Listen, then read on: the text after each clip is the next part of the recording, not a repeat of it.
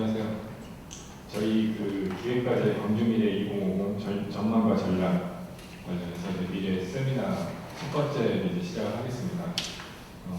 오늘 주제는 문화 쪽입니다.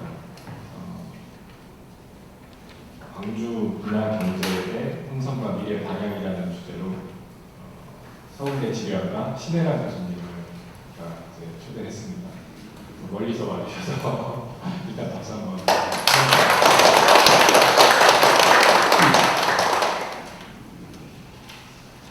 이제 저희 패널로는 한 분만 모셨습니다. 또 광주연구원에 오래 계셔서 저희 이제 정책을 전반적으로 이제 다 보고 계셨던 김재철 박사님. 네.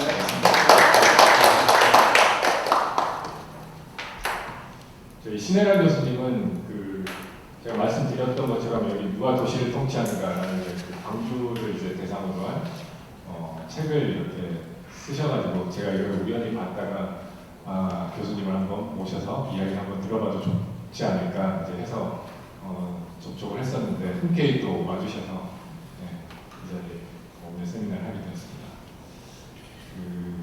시작하기 전에 저희 본부장님 환영사를 한번.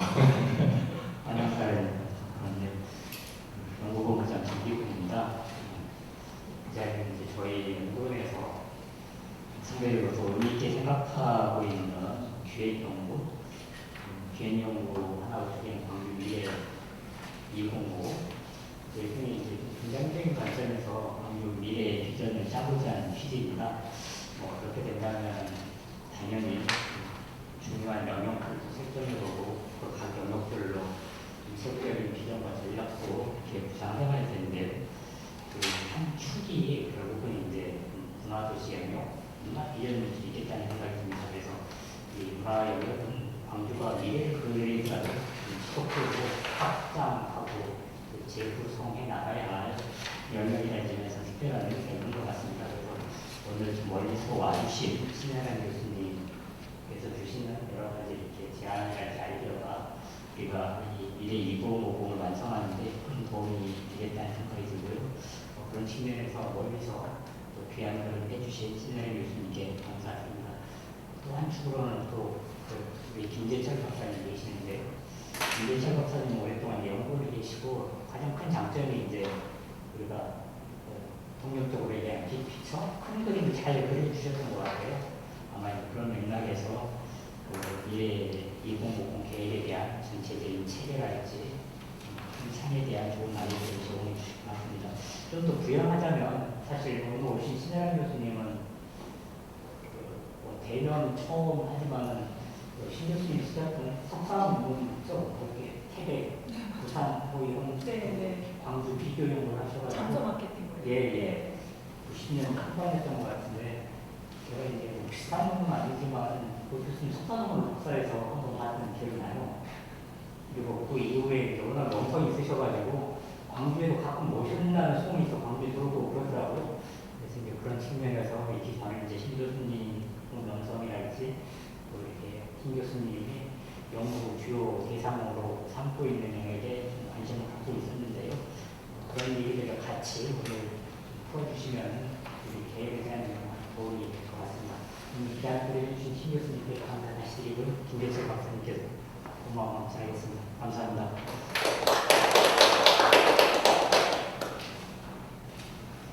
그러면 바로 신 교수님의 발제를 한 40분 정도 하고 이제 저희 자유 토론을 안녕하세요. 저는 서울대학교 사회과학대학 지리학과에 있는 신혜란입니다. 아까 이제 연구본부장님께서 말씀하셨듯이 제가 그 석사 논문 때부터 광주를 연구를 하기 시작했는데 사람들이 맨날 물어봐요. 광주에 연고가 있냐? 없다. 그럼 그러니까 굉장히 뭔가 큰 의미가 있지 않고서는 이렇게 오랫동안 연구를 하기가 힘들었을 텐데, 그런데 이제 제 책에 대해서 서평을 써주신 분이 그렇게 썼어요. 제가 참 운 좋은 연구자다. 그러니까 그게 딱 제가 생각하는 건데요. 제가 석사 과정 때 한국에서 장소 마케팅이 이런 식으로 시작이 되는구나라고 느끼고 신기해하면서, 그때 마침 부산하고 광주랑 태백이 너무 다른 방식의 장소 마케팅을 보여줘서 굉장히 재밌다고 생각하고 했는데요. 광주가 그 다음에 일이 많은 거예요. 이렇게 좀 비엔날레뿐만이 아니라 그 뒤에 계속 갈등도 많고 그러니까 신문에 나는 일이 많은 거예요. 그래서 어떻게 보면 저는 한 번 썼던 그래서 애정을 쏟았던 사례가 계속 이제 미디어에 좀 나오기도 하고 그러니까 관심을 가지고 그냥 지켜본 거죠. 계속 보다가 보니까 어느덧 이제 20년이 넘게 해서 뭐 논문이 좀 많아지니까 이 책도 내고 그 전에 영어로 된 책이 먼저거든요, 사실. 그래서 그런 책도 내고 그런데 제가 오늘 이제 이런 거를 하면서 생각을 해보니까 제가 원래 이렇게 무슨 미래 방향의 장점을 가진 연구자가 아닙니다. 저는 그냥 분석하고 권력관계 분석하고 사람들 심층 인터뷰해서 그 결과를 연구로 나타내는 거지 흔히 이제 우리나라에서 정책에 조금 많이 관여하시는 그런 지식인들의 장점이 별로 없어요. 그러니까 제가 그런 비전을 잘 제시하는 걸 좋아하지도 않고 잘하지도 못했는데 이게 이제 제가 문화 경제를 해서 제가 문화에 대해서 얘기를 하는 거는 아닌 것 같아요. 왜냐하면 이렇게 말씀드리면 어떨지 모르겠지만 할 게 별로 없어요. 미래 사회가 미래 도시라는 게 가지고 있는 앞으로 나아가야 되는 방향이 사실상 세계적으로 그렇게 많지가 않은 거예요. 그러니까 앞으로 좀 희망차게 나아갈 수 있는 게요. 그렇기도 하고 그다음에 광주의 사례가 저한테는 문화라는 개념이 계속 진화를 거듭한 거를 저는 광주를 보고 조금 배웠거든요. 그래서 그렇게 얘기하기가 참 좋다는 생각이 들어서 한번 이렇게 해봤습니다. 그래서 이게 좀 제 핵심적인 건데요. 문화가 뭐냐 그러면 이제 보통은 세 가지로 얘기를 하거든요. 그러니까 하이 아트라고 부르는 좀 엘리트적인 진짜 아트 있잖아요. 예술 그거. 그다음에 대중문화. 그다음에는 삶의 스타일로서, 라이프 스타일로서의 문화 이렇게 세 가지로 주로 얘기를 하거든요.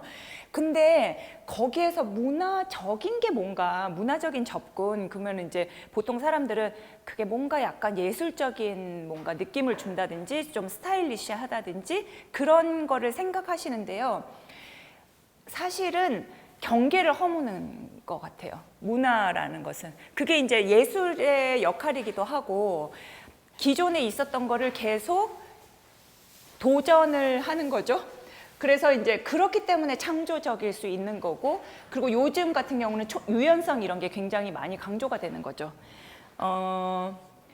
그래서 다양한 문화를 관통하는 특성을 제가 이렇게 잡아봤는데 창조성과 유연성과 총체성, 관계성. 그래서 여기 계신 이제 박사님들도 생각해 보시면 내가 무엇을 보고 문화라고 생각을 했던가 하는 거가 문화가 진짜 문화를 연구하는 사람들도 고민을 많이 하는 거거든요. 그리고 너무나 넓어졌어요. 그 범위가. 근데 생각해 보시면 그렇다. 그리고 그게 몇 년 전까지 한국을 많이 휩쓸었던 도시재생 같은 경우가 문화를 또 한층 넓혀버린 거죠. 도시 전반에 대해서. 사실 그때의 문화라는 거는 문화 경제적인 문화예요. 그러니까 문화가 아니고요. 돈 되는 문화입니다. 전체적으로. 근데 공공의 삶을 발전시키면서 역사, 문화, 사회적 의미를 담는 그런 총체적인 거로서의 문화죠. 그런 의미에서 생각을 해보면요.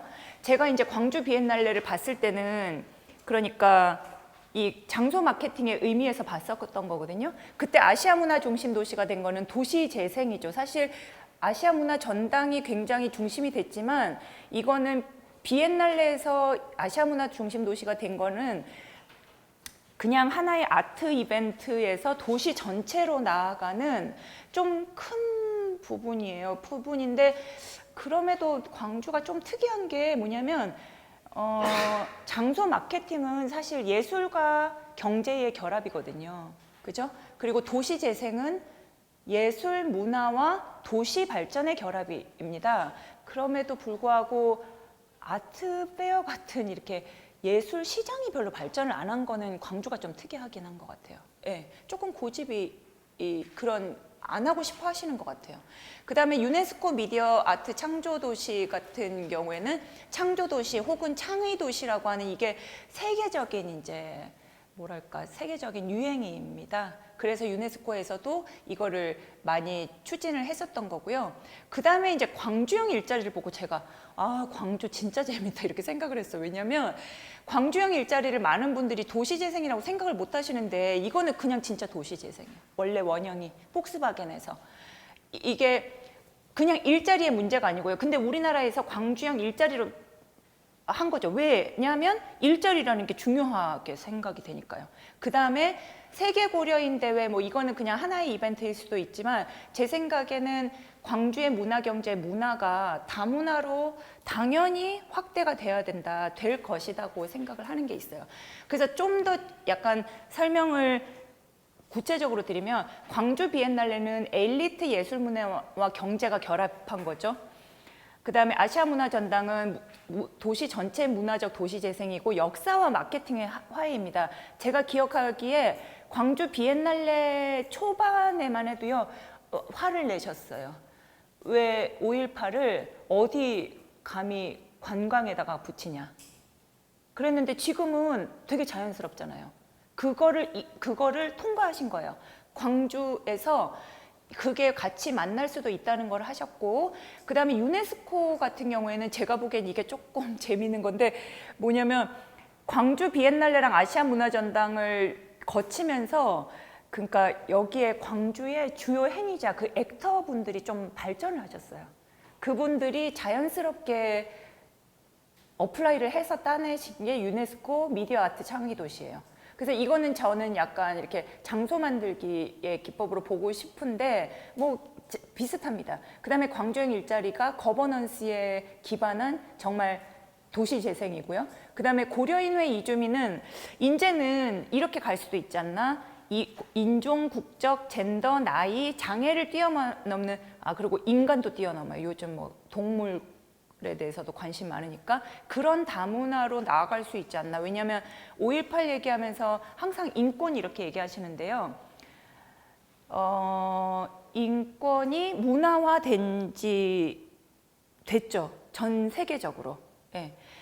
그리고 이제 이거는 제가 도시의 미래에 대해서 이게 이제 각국이 어떻게 하는 건가 이렇게 하면은 보통 이런 게 나온대요. 그 보면은 별로 이해가 안 되는 거 없어요. 새로운 게 별로 없어요. 그러니까 환경, 주택, 교통, 스마트 시티, 회복 탄력성, 파트너십, 녹색 전환, 거버넌스 이렇거든요.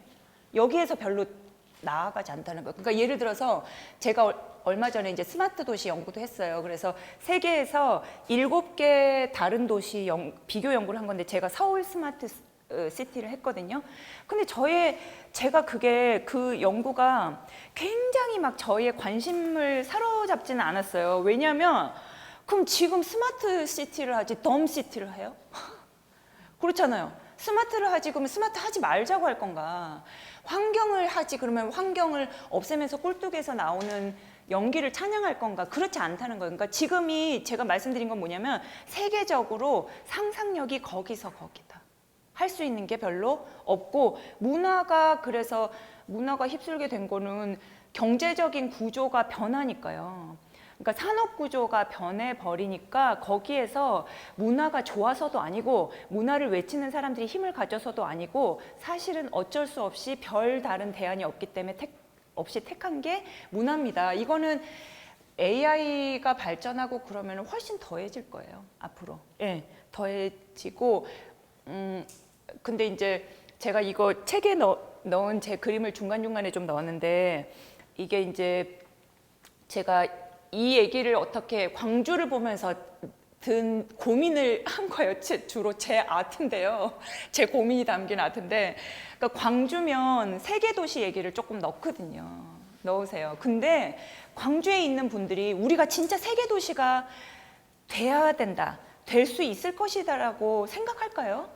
별로 그렇지는 않습니다. 그냥 목표를 그렇게 둔다는 거지. 왜냐하면 광주 정도 되면 서울이 어디쯤 있을까요? 한 요 정도 있지 않을까요? 완전 대표적인 세계 도시는 아닌데 뭐 그냥 대충 세계 도시라고 할 수도 있을 만한 곳이 서울이에요. 서울하고도 뭐 광주, 부산, 대전 이런 데는 차이가 많이 나거든요, 우리나라에. 그러니까 중간 규모 도시는 이게 무리라고 당연히 생각이 들고 가능하지도 않을 것 같은데 차라리 소도시나 농촌은 포기하고 이러고 신단 말이에요. 그 여기서는 그냥 이주민 와가지고 이렇게 인구 늘리고 이런 거 생각하는데 그렇게 할 수도 없어요. 그러니까 이제 일단은 뛰어야 되는 거죠. 그래서 굉장히 이게 중간 도시의 딜레마인데 그래서 저에게는 광주가 너무나 매력적이었는데 많은 분들은 아직도 아주 잘 살고 세계적인 도시 뉴욕, 런던 이런 데거나 아니면 아주 비참한 데 있죠. 그런 데만 바라보시는 경향이 좀 있어요. 그래서 제가 그 월드뱅크에서 작년이었나요? 재작년?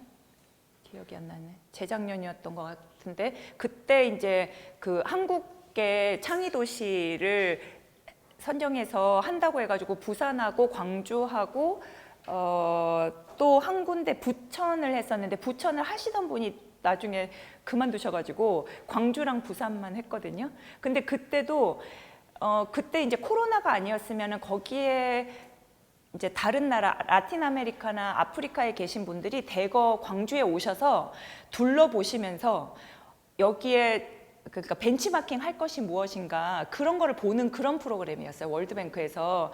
근데 이제 저는 그거 하면 어떡하지 막 이랬는데 코로나 때문에 그럴 일이 없어졌는데요. 그때 이제 그분들도 보는 게 뭐냐면 진짜 문화도시의 정말 원형처럼 보여주는 모범 사례적인 문화도시 있죠. 그런 데를 보고 싶어 하시는 거예요. 교토 이런 데를. 근데 그렇게 원래 문화적인 전통을 자랑하는 데는 별로 애쓰지 않아도 문화도시가 됩니다. 그냥 두면 돼요. 거기는 방해만 안 하면 되거든요. 근데 그렇지 않은 도시가 너무 많은 게 문제인 거죠. 그래서 그 도시에 광주가 주는 게 굉장히 많다는 거예요.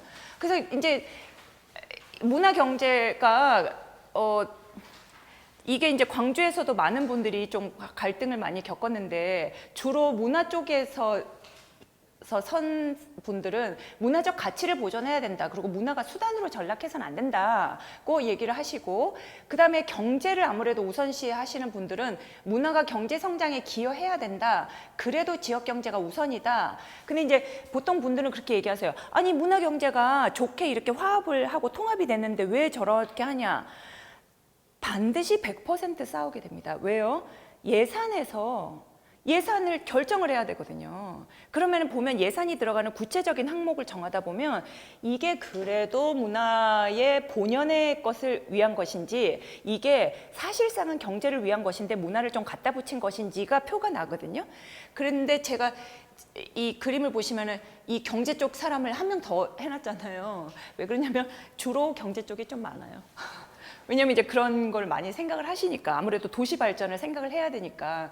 근데 이제 이 광주 제가 석사 논문 쓸 때 그때가 95년에 이 대대적인 시민 토론회가 있었다고 하죠. 광주 미래가 어떻게 나아가야 될 것인가. 그때 이제 서울대에서 전남대에서 서베이도 하고요. 그래서 광주 이미지, 전남 이미지 사람들이 생각하는 게 뭔가 그렇게 해서 봤는데 아니나 다를까 광주 하니까 피해 도시 막.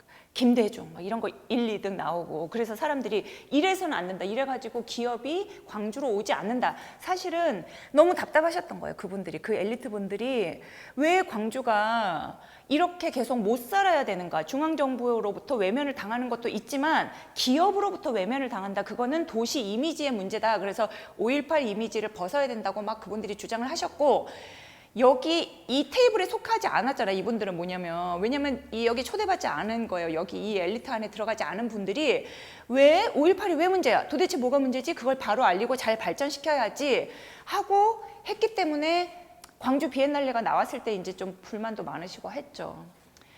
근데 이제 광주의 잠재력을 제가 이제 이 문화유산이라고 하면서 풍부한 전통이 있다 이렇게 적는데 이걸 하면서 그 논문을 찾아보면 반드시 그런 비판이 있어요. 광주를 예양이라고 한 데는 정치적인 의도가 있다. 왜냐하면 광주의 정치적인 거를 좀 커버하기 위해서 혹은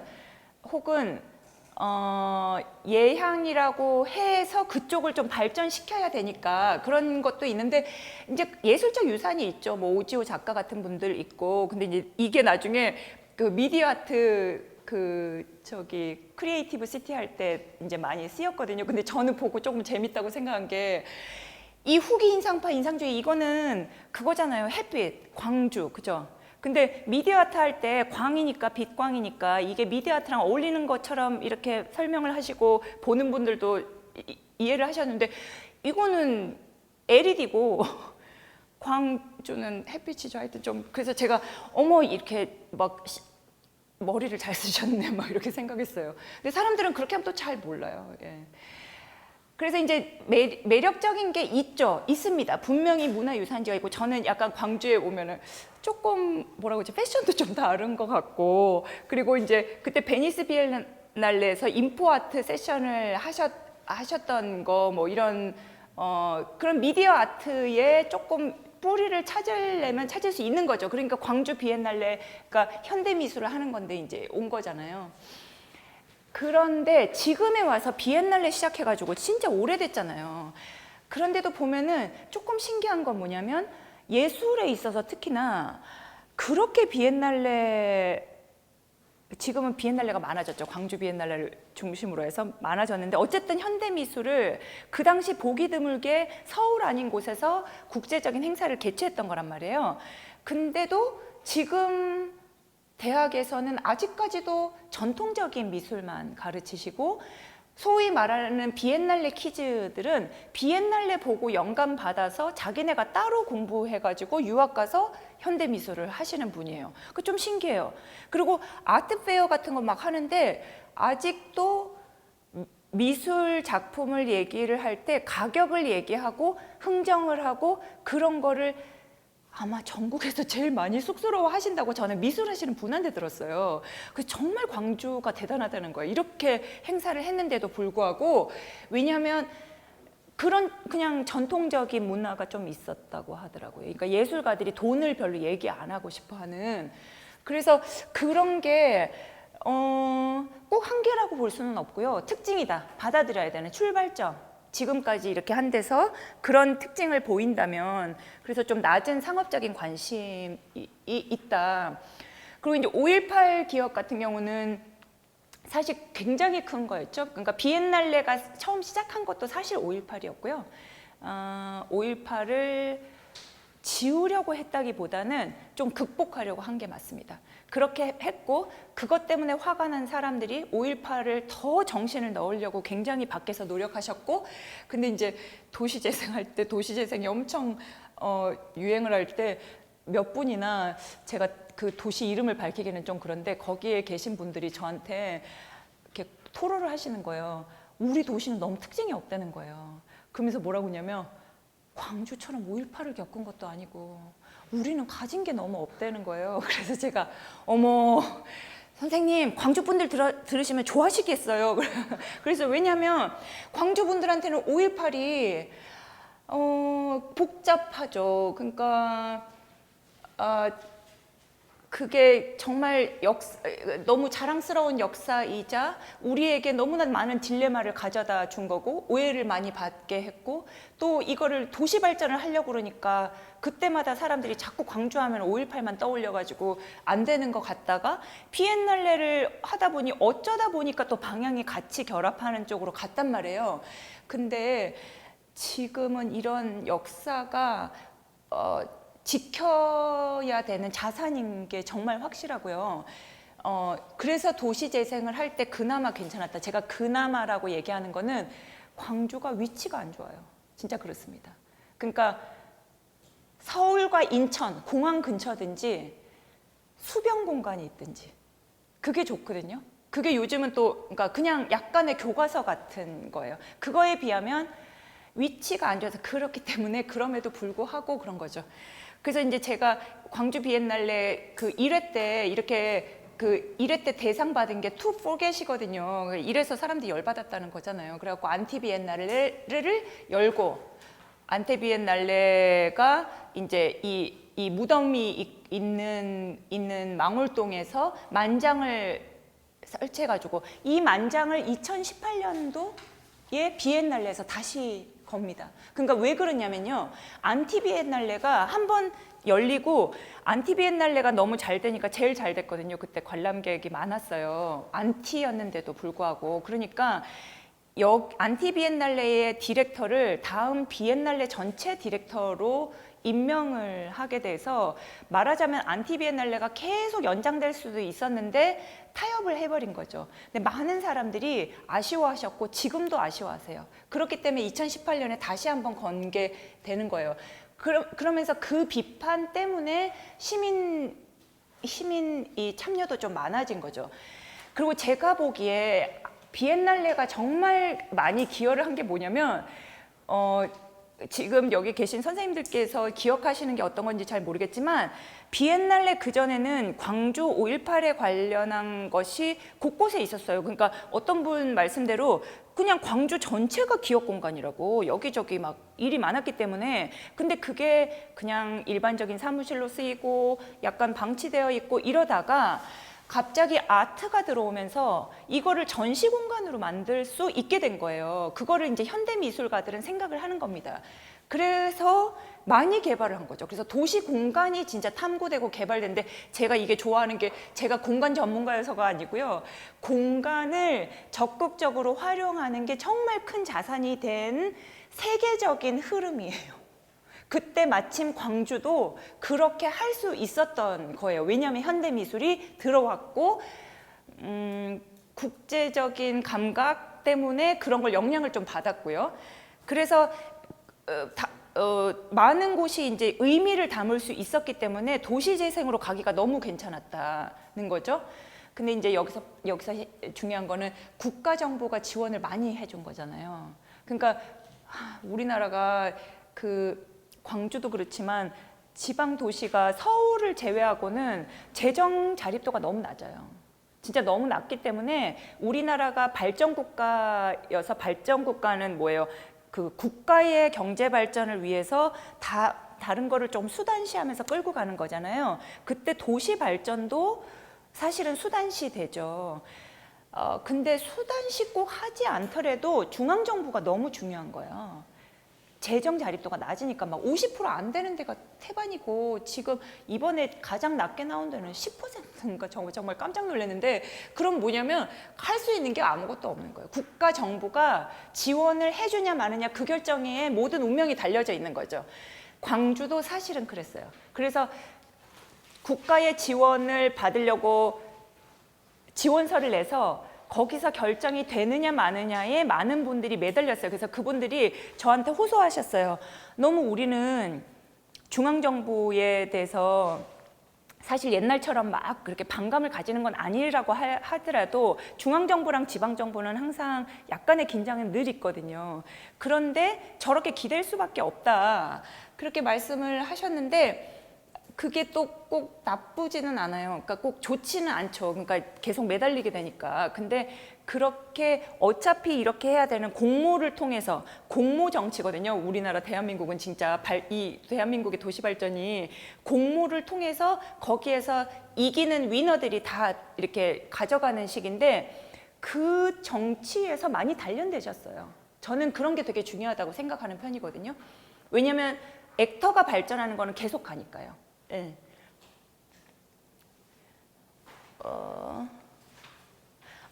그리고 또 하나는 파트너십이 증가했는데 이게 이제 제가 그 광주 비엔날레 보면서 그러니까 좀 갈등이 많았잖아요. 아시아 문화 전당 할 때도 갈등이 많고 근데 그 갈등이 광주에 왜 많았냐면요. 광주에 그렇게 다양한 파트너가 예를 들어 공무원하고 예술가가 같이 일해야 되고 그다음에 옛날에 시민운동 했던 분과 지방정부와 기업이 많이 들어오지는 않았지만 뭐 예술가 이런 분들이 같이 일할 수밖에 없었던 기회랄까 상황이 너무 빨리 많이 만들어졌어요. 광주에서. 그래서 그거를 다른 도시에 비해서 일찌감치 경험을 하셨습니다.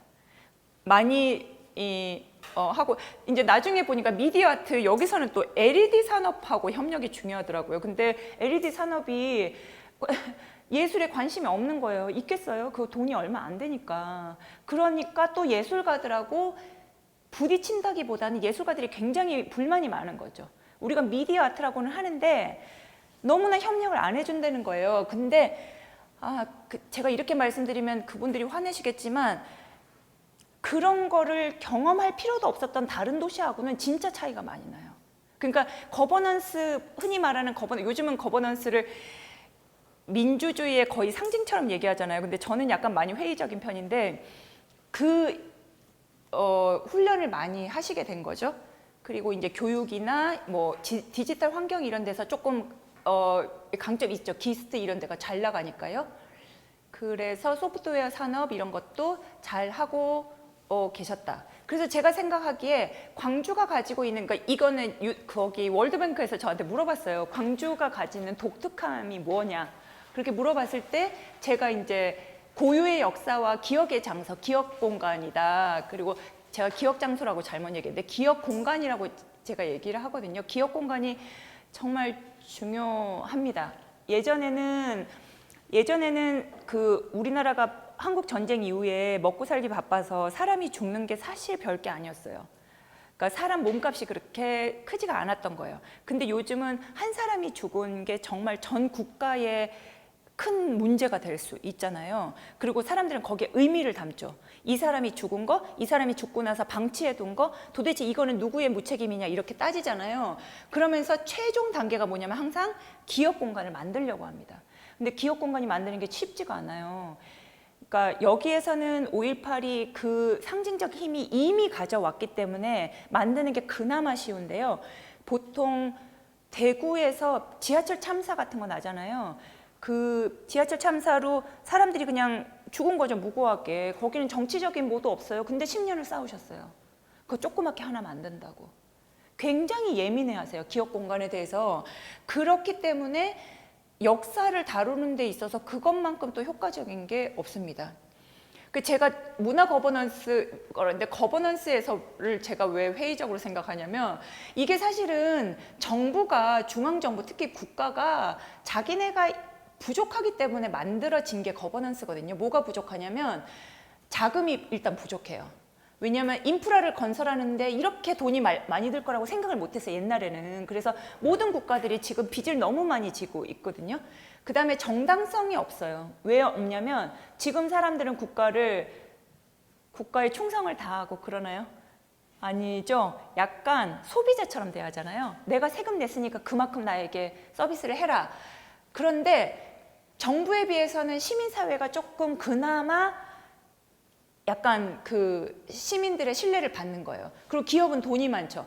이것 때문에 생긴 게 거버넌스인데, 거버넌스는 문제가 뭐냐면 이제 자발적이거든요. 그러니까 여기 오신 선생님들은 오늘 이렇게 얼마큼 오시고 싶어 하는지 모르겠지만 어쨌든 초대를 받고 여기에 계셔야 되고 계실 수 있으니까 계신 거잖아요. 근데 거버넌스는 좀 거의 오픈된 거기 때문에 올 수 있는 의지가 있는 사람, 시간이 있는 사람, 자원이 있는 사람들이 주로 옵니다. 와서 얘기를 할 수 있는 사람, 목소리를 많이 내는 사람이 우위에 서게 돼요. 그러니까 1인 1표가 아니에요, 거버넌스는. 그러니까 어떻게 보면 굉장히 힘의 논리거든요, 거버넌스가. 근데 사람들은 왜 이걸 좋아하냐면 그래도 정부가 혼자 하는 것보다는 낫다고 생각하는 거예요.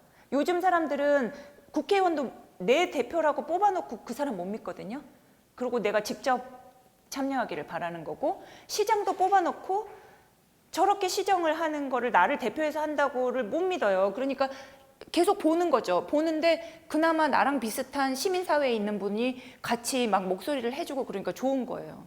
그래서 거버넌스가 중요해요. 왜 중요하냐? 이미 거버넌스라는 것이 지금의 통치체제로 자리를 잡고 있어요. 지금 와서는 파트너십 없이, 협력 없이 그냥 정부가 혼자 한다 이렇게 할 수가 없거든요. 근데 이제 그런 면에서 볼 때 그 광주가 너무 고통스럽게 거버넌스 훈련을 받았다. 교육을 받았다는 거예요. 저는 그게 굉장히 중요한 점이라고 생각하고요.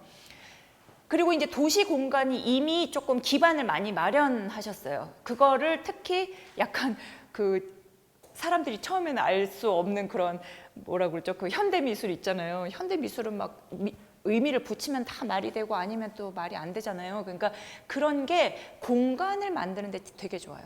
그러니까 여러분이 보시면 지금 이 공간도 옛날에 비해서 요즘 공간들이 보면 어떤 공간이 인기가 있냐면 딱 들어섰을 때 여기가 도대체 뭐 하는 곳이지? 이렇게 잘 모를 때. 뭐 물건을 조금 팔기도 하고 커피점인 것 같기도 한데 아니면 서점인가? 옷을 파나? 이런 식의 유연한 공간이 되게 유행하거든요. 그거는 뭐 그러냐면 우리의 생활 양식이 그렇게 변하고 있기 때문에 사람들은 그런 걸 너무나 좋아하는 거예요. 그래서 광주에서 그런 식의 도시 재생을 거치면서 5.18 그 기업 공간들을 예술적으로 하면서 어느 정도 좀 마련이 되어 있어요. 근데 이제 아직까지도 장소를 관리하는 게 그 예산이나 인원을 미리 생각하시는 거는 좀 아닐 수도 있어요.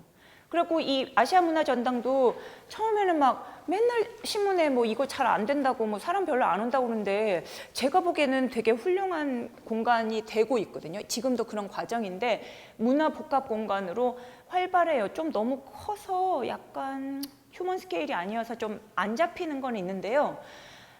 그리고 이제 유네스코 미디어 아트 창리 도시도 제가 이제 들어보니까 미디어 아트를 꼭 하시겠다고 한 게 아니라 좀 어쩌다가 그렇게 된 게 있더라고요. 그렇지만 그럼에도 불구하고 미디어 아트 그 전통을 또 쌓아 놓으셨기 때문에 이런 자산이 있다. 그러니까 지원 과정의 노하우를 너무 잘 알고 계세요. 이제 그다음에 현대미술의 경험이 쌓였고 5.18 역사, 거버넌스 형태 이미 익숙하고 여전히 서로에 대해서 욕하지만 그래도 그리고 장소 만들기는 이제 제가 좀 사랑하는 개념인데 옛날에는 공공공간 아주 바람직한 공공공간 만드는 것만 장소 만들기를 얘기했는데 요즘은 아주 거대한 도시 개발도 장소 만들기라고 하고 저는 뭐 보디빌딩 같은 것도 장소 만들기라고 얘기합니다. 이 몸이 공간이기 때문에요. 그러니까 자기만의 장소를 만드는 게 왜 중요하냐면 장소를 자기가 만드는 과정이 굉장히 힘을 주는 거예요. 어떻게 보면 AI가 어쩌고 저쩌고 하는 이런 시대에 인간이 할 수 있고 자기 정체성을 확인하고 자기 힘을 쌓아가는 몇 안 되는 진짜 그런 활동 중에 하나죠. 광주 미디어 아트 플랫폼이 이런 식으로 하고 이거는 아마 지금 진행 중이겠죠. 그 창의 벨트 6개 있는데 이게 많이 알려져 있지는 않더라고요. 정보가 많이 나와 있지는 않았어요. 근데 뭐 이런 거를 만들겠다 나중에까지. 그래서 이 광주 전체를 창의 도시의 뭔가 개념을 만들겠다고 하고 계시고 AI 클러스터 타운 프로젝트 하겠다. 그래서 이제 광주 문화산업이 어떻게 발전했나 보면은 이게 제가 데이터가 별로 없어가지고 되게 고생을 했는데 보시다시피 이렇게 쭉쭉 늘었어요. 근데 전체 이 6대 광역시에서 보면은 광주가 그렇게 많이 는 거는 아니에요. 근데 이것보다 더 문제는 뭐냐면 이게 이 지도를 보시면은 이게 이제 그 지식 기반한 산업이 어떻게 돼 있는 건데요. 부산에 국제영화제 한다고 하고 뭐 광주에서 또 세계적인 거 하고 이러잖아요. 근데 보세요. 서울하고 비교가 안 되죠. 여기가 심지어 영화 같은 경우에도 부산이 아무리 국제영화제 한다고 해도요. 서울이 가지고 있는 게 80~90%예요. 그러니까 정말 너무 힘 빠지는 일인 거죠. 근데 뭘 꼭 서울하고 같아야 되겠냐고 이렇게 생각할 수도 있어요. 그리고 제가 생각하기에 이제 지원을 하게 되면 그것이 아무리 싸우고 심지어 실패했다고 하더라도 그 자산이 남아요. 사람한테 남아요. 경험으로. 그 다음에 그것이 성과로. 그러니까 사실은 이 순환 관계를 잘 봐야 되는데 미디어나 아니면 보통 무슨 평가를 한다고 그럴 때 맨날 그거 하나만 하시잖아요. 근데 그게 제가 희망을 드리고 싶어서 그런 게 아니고요. 실제로 사람이 이 교육적인 효과를 가지게 되는 거는 그 다음을 넘어가는데 너무 큰 기회를 만들거든요, 자기가. 그래서 그런 새로운 기회와 갈등이 문화 거버넌스에 영향을 끼치고 이미 형성된 문화 거버넌스가 그 기회와 갈등을 좀 가져온다. 그리고 이제 그저 이름뿐 이거는 왜 이렇게 썼냐면 광주가 아시아 문화 중심 도시라고 한국 정부가 이름을 붙였잖아요. 그 사람들이 막 비웃어요. 아시아에서 뽑은 것도 아니고. 왜냐면 유럽에서 문화 중심 도시는 유럽 그 문화 중심 도시 커미티가 있거든요. 거기에서 이렇게 뽑는 거예요. 그럼 거기서 뽑히면 영광스러울 텐데 한국 정부가 그것도 좀 5.18 미안한 것 같으니까 아시아 문화 중심 도시라고 하는 거 너무 웃기지 않냐라고 하죠. 근데 도시에는 앞에 뭐라고 붙이는 이름이 너무 중요해요. 왜냐면 이게 밖에서 비웃을지는 몰라도 법이나 도시계획이나 예산이나 참여를 가져와요. 그렇기 때문에 전문가들이 자꾸 붙이는 거예요. 그래서 그거를 그렇게 뭐라고 할기는 없다. 그리고 이제 광주형 일자리가 폭스바겐이라고 했는데 죄송합니다. 폭스바겐이 그때 독일에서 생산 유지하기 위해서 임금을 80%를 주고 그다음에 여기에서 그 문제, 지역 문제를 해결하는 걸로 도시 재생 사업으로 나온 거를 가져온 거거든요. 그래서 그 노동연구원에서도 광주형 일자리를 많이 연구를 했죠. 그러면서 우리나라에는 광주형 일자리라고 나왔는데 이게 사실은 국가 주도형 신문화경제 프로젝트인 거예요. 광주형 일자리가. 그래서 이제 여기서 다시 한번 포기와 타협한다. 그러니까 광주는 제가 보기에는 막 강한 에너지가 엄청 많은 도시인데 막 계속 포기하고 타협해야 되니까 여기 계신 분들은 진짜 힘들었겠다 이런 생각이 좀 들어요. 그러니까 이게 쉽지 않거든요. 그래서 광주형 일자리를 하면 거버넌스나 이런 데서 가장 핵심은 뭐냐면 가장 좋은 게 뭐냐면 모든 사람이 불만이 있을 때 가장 좋은 거예요. 모든 사람이 다 조금씩 불만이 있을 때가 이게 최상의 단계라고 보시면 돼요. 그럴 수밖에 없어요. 지금은 타협을 너무 많이 해야 되는 때라서 근데 이제 뭐 많이 나오죠. 갈등을 겪고 있다. 막 그래가지고 또 이제 항해가 시작된다. 뭐 이런 느낌이 드는 거죠. 그래서 제가 도시재생 사례들을 이제 세계적으로 조금 보면 광주가 여기쯤에 있어요. 아무래도 중앙 정부가 강하고요. 왜냐하면 예산이나 이런 게 특히나 중앙정부에서 온 게 강하고 우리나라에서 대표적으로 성미산 같은 경우는 시민사회가 굉장히 강하게 한 굉장히 좀 특이한 경우고 다른 나라의 거는 런던이나 글래스고나 도클랜드 이게 굉장히 유명하거든요. 이런 데는 대체로는 지방정부랑 기업들 사이에 있어요. 그러니까 우리나라 도시재생이 원래 조금 다릅니다. 근데도 이 공통점은 굉장히 통합적이고 복합적이면서 정부의 정당성 위기 때문에 생겨난 게 많고 가장 대표적인 거는 늘어나는 파트너, 그 다음에 복잡한 이해관계 때문에 런던 같은 경우는 도시재생에 제가 여쭤보면 파트너가 누가 들어와 있는지도 몰라요. 너무 많아서. 잘 모르세요. 그분들. 모르겠다고. 알고 싶어 하지도 않아요. 근데 거기에서 점점 이제 어떻게 변했냐면 정부 전문가가 뭔가 하던 거를 이해관계자들이 굉장히 많이 들어오는 협상 테이블을 만들어서 거기서 하고 그 다음에 그전에는 정부에서 프로그램을 뭔가 만들었는데 그 다음에는 복합적인 부서 파트너십하고 권력이 계속 분산되는 겁니다. 근데 이제 제가 고려인대에 이걸 있어서 여쭤봤어요. 또 광주 분들한테. 그랬더니 사실은 고려인들 사이에서 광주가 좀 유명하대요. 그러니까 이제 광주 가면 굶지는 않는다. 왜냐하면 광주가 아픔을 가졌던 도시이기 때문에 포용한다. 이렇게 설명을 하더라고요. 근데 그거 플러스 뭐냐면 여기가 농사가 중요했잖아요. 그러니까 일찌감치 외국인 노동자들이 있었던 거예요. 그 농사 짓는 곳에. 그러니까 외국인 노동자, 외국인 이주민이 굉장히 자연스러운 부분으로 이미 받아들여진 게 있다는 거죠. 그죠. 여기에 광주에 가면은 먹고 살 수 있다 이런 소문에 그래갖고 뭔가 이제 그러니까 이 마이너리티의 아픔을 이해하는 것이 있어서가 아닐까라고 많은 분들은 좀 이렇게 생각을 하시더라고요. 그래서 보니까 여기에서 이제 이주민 상생 극복하겠다 해서 외국인 전담부서 이거는 사실 요즘 다 해요. 다 하고 있는데요. 왜냐하면 지역 특화 비자 같은 것도 하기 때문에. 근데 이게 제가 보기에는 광주의 문화가 또 한 차례 이제 확대되는 다문화로 확대되는 이주민 문제로 확장되고 있는 것이다. 그리고 그게 인권도 좋죠. 인권이 좋은데 약간의 인권이라는 게 요즘 말로 하면은 그냥 다문화예요. 뭐냐면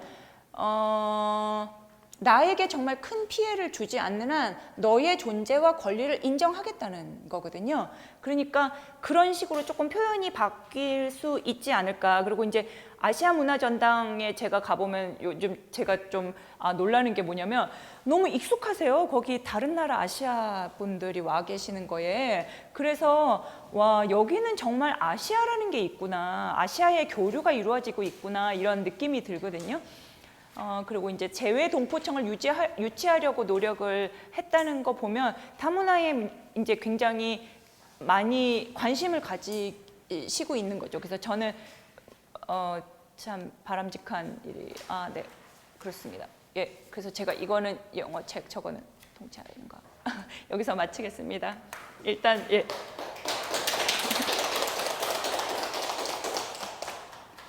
그래서 제가 오늘 저보고 광주의 미래에 대해서 이제 하라고 박사님께서 그래가지고 제가 박사님 제 미래도 모르겠는데 광주의 미래를 제가 어떻게 알아요?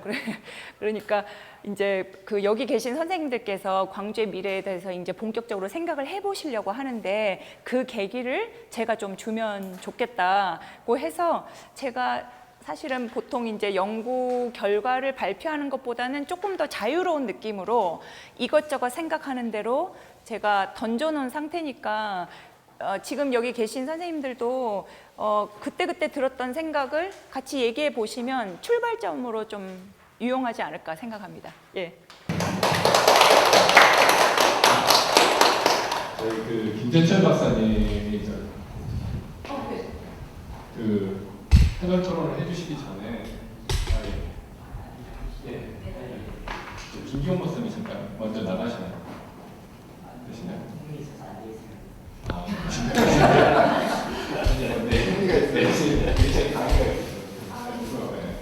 그러면 저희 김재철 박사님 이야기 한번 듣고 저희 토론해. 예, 우리 거기서 오신 우리 신혜람 교수님 이야기 재밌게 잘 들었습니다. 저도 뭐 미래에 대해서 뭐 하겠습니까? 그래서 뭐 갑자기 또 15분이나 패널 토론이라고 하셨는데 오늘은 뭐 아니 길게 할게요. 오늘은 신혜람 교수님 이야기에 무슨 뭐 거기에 대한 뭐 어떤 코멘트는 아니고 제가 오늘 코멘트 하자고 하는 것은 아니니까 그 같은 지리학을 이제 또 공부한다는 데서 신혜람 교수님이 오늘 짧은 시간에 못다한 이야기를 제가 이제 조금 내부터 해드리는 것이 좋을 것 같아서요. 더군다나 이 오늘 같은 자리가 우리 연구원에서 광주 도시미래 2050 뭐 이런 연구과제를 수행하는 데 있어서 좀 이제 보탬이 될 수 있는 이야기여서 일단 신혜람 교수님은 이제 우리 광주에 대한 다양한 우리 광주가 가지고 있는 그게 공간이든 산업이든 어떤 그 자원에 대한 어떤 이야기들을 쭉 풀어주셨어요. 풀어주셔서 어떤 각각의 어떤 컨텐츠들을 이렇게 쭉 이제 말씀해 주셨기 때문에 대단히 중요한 말씀을 해 주셨고, 그러면 이제 저는 이제 제가 신혜람 교수님이 하실 이야기를 조금 보탠다는 것은 이런 각각의 자원을 어떻게 엮을 거냐, 물론 신혜람 교수님 뒤에서 그 말씀하셨던 이걸 어떻게 통합적으로 어떻게 만들어서 이 도시의 미래를 문화도시라고 하는 것을 어떻게 만들어갈 것이냐 이제 이것일 것 같아요. 그래서 저는 이제 크게 세 가지를 오늘 이야기 나오는 것 중에 세 가지의 어떤 그 뭐랄까 그 미래 전략을 짜는 데 한 요소를 좀 말씀을 먼저 드려야 될 것 같다. 하나는 이제 공간이라는 측면과 그 다음에 하나는 어떤 산업이라는 측면이죠. 여기서 말하는 저는 산업은 생산이나 상품 다 포함된 이야기입니다. 그러니까 이 속에는 예술도 들어가는 것이고 무슨 음식도 들어가는 것이고 뭐 미디어도 들어가는 것이니까. 그 다음에 또 하나의 요소가 삶이죠. 삶. 여기 이야기인데 시민이거든요. 다시 말하면 삶이니까 우리 라이프스타일과 관련된 시민들의 어떤 활동, 어떤 문화적 어떤 향유, 활동 뭐 이런 것들이 되겠죠. 그래서 이 세 가지의 어떤 요소들을 어떻게 연계를 시킬 거냐, 이 세 가지가 어떻게 소통이 되도록 할 거냐, 이게 이제 저는 우리가 고민해야 될 전략일 거라고 생각을 해요. 자, 그러면 하나씩 요소를 풀어봐서 이야기를 한다면 제일 중요한 것이 오늘 신나는 것은 공간 이야기를, 저도 이 공간이라는 게 대단히 중요하다고 생각합니다. 그래서 이 공간이라는 이 장소라는 이 마케팅 이야기도 나왔고, 공간이라는 도시 재생 이야기도 나오고, 그렇죠. 그럼 이 공간들이 가지고 있는 다양한 그런 어떤 스토리가 됐든, 어떤 의미가 됐든, 어떤 역사적 맥락이 됐든, 컨텍스트가 됐든, 이런 것도 있겠죠. 그래서 이런 것들과 관련된 어떤 그 공간의 디자인이라고 하는 것도 있을 것이고, 이게 이제 통틀어서 우리가 뭐 장소 만들기, 장소 바꾸기, 도시 재생 그런 거죠. 이런 것들을 통해서 사실은 이제 유입을 이끌어내는 거죠. 그 활성화를 위해서 유입과 투자들, 이제 그게 제가 두 번째 요소인 이제 산업으로 이야기하는 건데, 그렇기 때문에 공간과 산업이 굉장히 이게 잘 소통이 돼야 되는 거죠. 이게 공간이 어떻게 만들어졌나에 따라서 산업이 육성이 잘 활성화될 건지 안 될 건지 결정이 되는 거죠. 서로 상호간의 어떤 관계를 맺고 있기 때문에. 그 다음에 이 지금 다양한 그 자원에 대한 이야기, 왼쪽 공간에 대해서 뭐 우리 광주가 가지고 있는 수많은 그 어떤 콘텐츠를 가지고 있는 공간을 이야기, 이 공간들을 이 장소 마케팅이라는 전략적 차원에서 잘 엮어내서 이걸 도시를 하나의 그 모자이크 만드는 거죠. 다양한 공간들을 연계시키는 모자이크 같은, 그게 이제 하나 도시 모자이크가 되는 거죠. 그게 이제 도시가 문화도시로 나아갈 수 있는 거고, 그래서 이 공간과 산업이라고 하는 것이 이제 연계가 잘, 소통이 잘 돼야 되고, 또 공간과 산민 잘 연계를 시켜야 되죠. 이 시민과 잘 연계가 된다는 거예요. 예를 들어서 공간을 아무리 잘 가꿨다 하더라도 그게 시민들의 삶의 어떤 라이프스타일과 전혀 배치가 되거나 공감을 얻지 못하면 사실 그 장소 마케팅하고 실패할 수밖에 없는 거죠. 그래서 이것과 연계를 어떻게 시킬 거냐 하는 그런 전략이고, 그 다음에 이제 우리의 삶과 산업 간의 또 연계죠. 왜냐하면 여기서 제가 이야기하는 산업은 소비의 대상이잖아요. 시민들이 이 문화를, 또 문화의 상품이나 문화가 생산된 것들을 어떻게 소비할 거냐하고 관계이기 때문에 이것도 연계를 잘 시켜야 되는 거죠. 거기에는 뭐 필요한 인프라도 있을 것이고 뭐 다양한 것들이 있겠죠. 그래서 저는 이 세 가지를 연계시키는 것이 우리 전략에서 고민을 좀 해봐야 된다는 거고, 그럼 연계시키는 것은 어떻게 할 거냐? 여기에 필요한 것이 이제 소통, 협력, 공유, 교류라는 이런 것들이 이 속에 담아져야 되죠. 이걸 뭐 크게 보면 거버넌스라고 할 수 있는 거고요. 거버넌스 전략이라고 할 수 있는 거고요. 이렇게 되고, 이렇게 됐을 때 이게 이제 여기서 창조라는 새로운 것들이 나오게 되고, 이런 것들을 통해서 지속 가능성이 만들어지는 거죠. 문화도시로서 지속 가능성, 또는 다시 표현하면 자립적 생태계가 이 세 가지를 다 연계시켜야만 자립적 생태계가 되는 거거든요. 그러니까 이 전략을 또 이제 정책적으로 이제 이야기를 해야 되죠. 이것은 물론 각각에 대한, 아까 제가 이 세 가지 요소 각각에 대한 전략이 있어야 되고, 이 세 가지를 다시 연결시키고 하는 어떤 전략이 나와야 되고, 그게 이제 저는 컴플레이션 생태계 전략이다. 이런 측면에서 오늘 이제 사실 우리 김혜락 신혜란 교수님이 다양한 이제 이야기를 해주셨는데, 이걸 우리 연구원 내부에서 이제 2050 차원에서는 좀 이제 전략적으로 엮고 거기에 필요한 전략적인 정책들을 이제 우리는 만들어내는 거잖아요. 어떤 도시의 비전을 이제 만들어가는 입장에서. 그래서 저는 좀 구조화해서 그게 필요한 전략과 정책과 어떤 뭐라 할까요? 추진 체계라나요? 실행 체계라나요? 이런 것들이 이렇게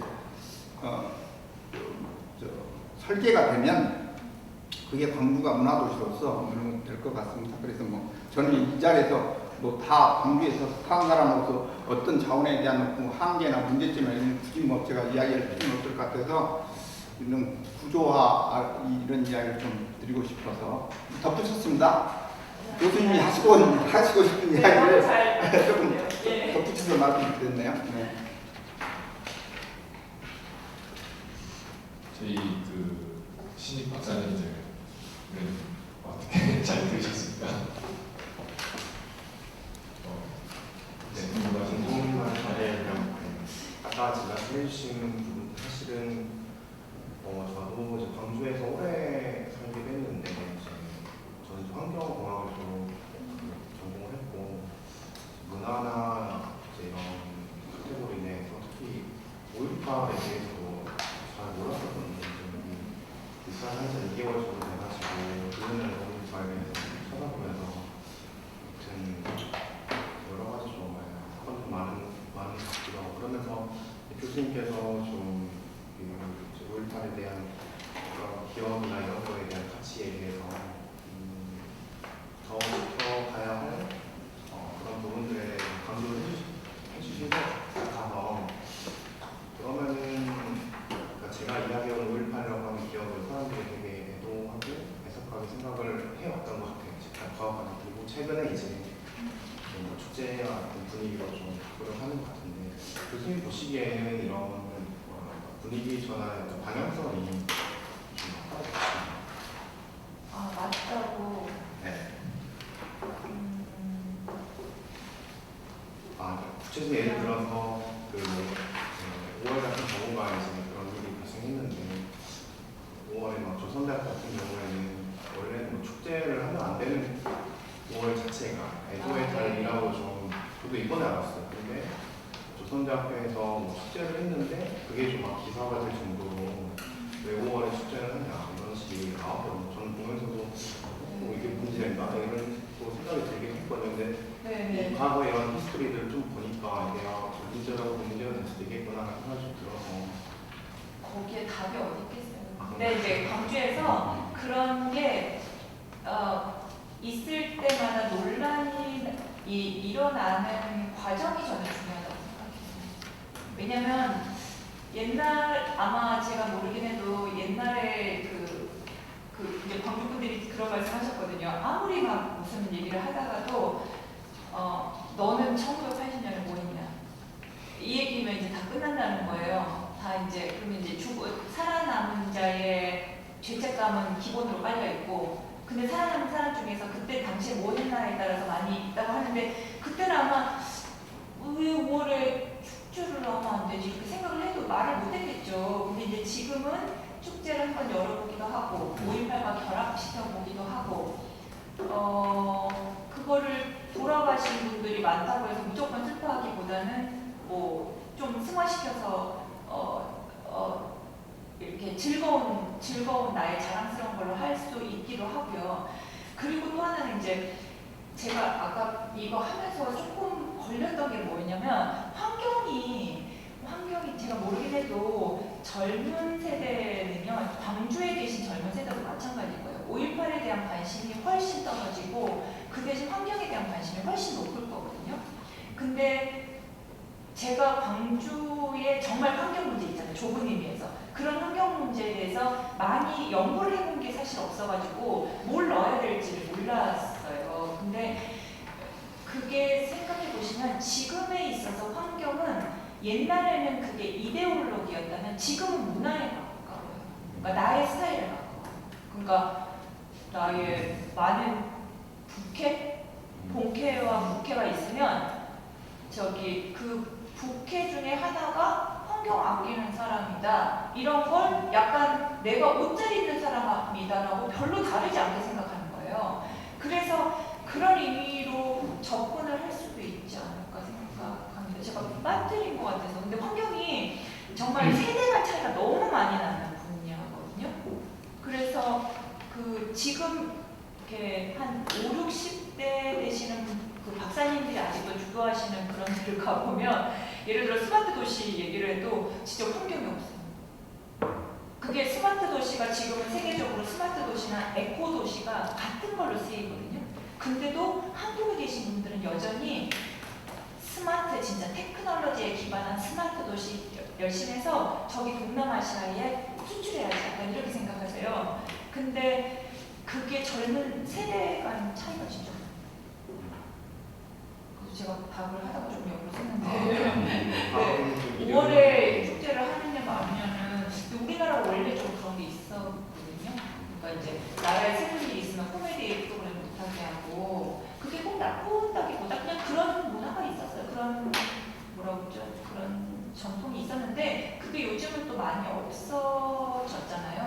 그리고 돌아가신 분은 빨리 잊고 조금 멀리 떨어뜨려놔야 된다고 했는데 요즘 지역 공간이 막 굉장히 갈등이 많은 게 진짜 뭐 안산 같은 경우에 거기에 생명공원 해서 그 세월호 때 희생자를 거기 동네에 있는 공원에다가 이렇게 지하로 약간 한 켠에 넣는다고 근데 난리가 났었어요. 근데 그 난리 치는 분들이 사실은 부동산의 문제도 아니고 정말로 그 죽음을 가까이 하면 안 된다는 게 아니고 좀 이데올로기적으로 그분들 어떻게 생각하냐면 광주 빨갱이들을 지지하는 사람들이 기업 공간 하는 거 익혔다가 안산에 왔다고 생각하는 거예요. 그래서 죽자사자 만들어야겠다고 제가 그분들 연구를 좀 했었거든요. 그러니까 이제 그런 식으로 조금 많이 얽혀져 있는데 그러면 조금 변하는 거죠. 고인이 너무 가까이 있으면 안 된다는 게 한국 문화이긴 한데 일본은 막 집에다가 넣어주잖아요. 근데 그런 것도 좀 변해요. 그러니까 모든 건 그냥 변한다고 생각하고 답을 찾아가는 과정이다. 과정이 필요하다 이렇게. 네, 논란이 있는 게 건강한 것 같아요. 네. 저는 좀 5.18 잠깐 하면 제가 아까 비엔날레 이야기를 잠깐 하셨는데 제가 그때 고3이었던 것 같아요. 1995년에 그때 이제 고등학교가 여기 비엔날레 하는 데 옆에 있어가지고 그거 한다고 단체 관람 엄청 많이 갔죠. 네, 그래가지고 가서 억지로 앉아 있어야 되고 막 그랬었던 기억이 있거든요. 그러면서 이제 광주하면은 그전에는 정말 5.18이었는데 지금 뭐 20대, 30대고 이제 40대인데 점점 이미지가 변해오는 게 느껴지긴 하거든요. 그때 그 단체 동원을 얼마나 많이 했는지 아직까지도 비엔날레 역사상 가장 크게 관람객을 한 걸로 했는데 그때 저는 좀 재밌었던 게 광주분들이 되게 창피하시면서 아 이렇게 광주가 촌스러운 거다 이렇게 막 폭압적으로 다 이렇게 해서 근데 그것도 좀 재밌는 게 그렇게 하니까 많은 사람들이 정말 단기간에 현대미술에 대해서 정말 많이 익숙해지셨어요. 그래서 제가 또 그런 걸 너무 좀 좋게만 받아들인지는 모르겠지만 저는 그런 걸 보고 나쁘기만 한 건 없구나 이런 느낌이 좀 들어요. 근데 되게 질문을 좀 해드릴까요? 네. 저는 이제 이제 강의 들으면서 재밌게 잘 들었는데 몇 가지 이제 좀 궁금한 부분이 있어서 질문 드리려고 하는데요. 저는 실은 문화라고 이야기를 하면 그 문화의 정의가 정확히 뭔지를 잘 감이 오지 않습니다. 처음에 문화의 정의를 이렇게 말씀해 주셨지만 여전히 문화라는 게 뭐지? 라는 것도 잘 모르겠어요. 그런데 그냥 이제 문화 경제라는 돈이 되는 문화라고 생각을 했을 때 그 문화 경제에 대한 생각을 해봤을 때 교수님께서도 우리가 첫 비엔날레가 국가정부의 지원을 받아서 조직이 되어졌다라고 이렇게 말씀하셨고 우리 광주의 지금 현재 도시재생 사례가 중앙정부에 더 가까운 중앙정부 주도로 이루어진 여러 약간 그쪽이 더 가깝다라고 이렇게 말씀을 해주셨어요. 그러면 과연 우리 사회에서 우리나라에서 또는 우리 광주가 이 문화 경제라는 것이 스스로 뿌리를 내리고 자생하고 뽑힐 수 있을까? 네. 그러면 우리 광주와 아까 교수님께서 그레스고나 노클랜드 같은 그런 지역을 이렇게 말씀해 주셨는데 이들처럼 좀 지방정부와 기업이 좀 주도를 해서 도시재생과 문화경제가 꽃피우기 위해서는 우리 광주가 좀 뭐가 달라져야 될까라는 것이 조금 좀 직접적으로 궁금한 부분이 좀 있었습니다. 네.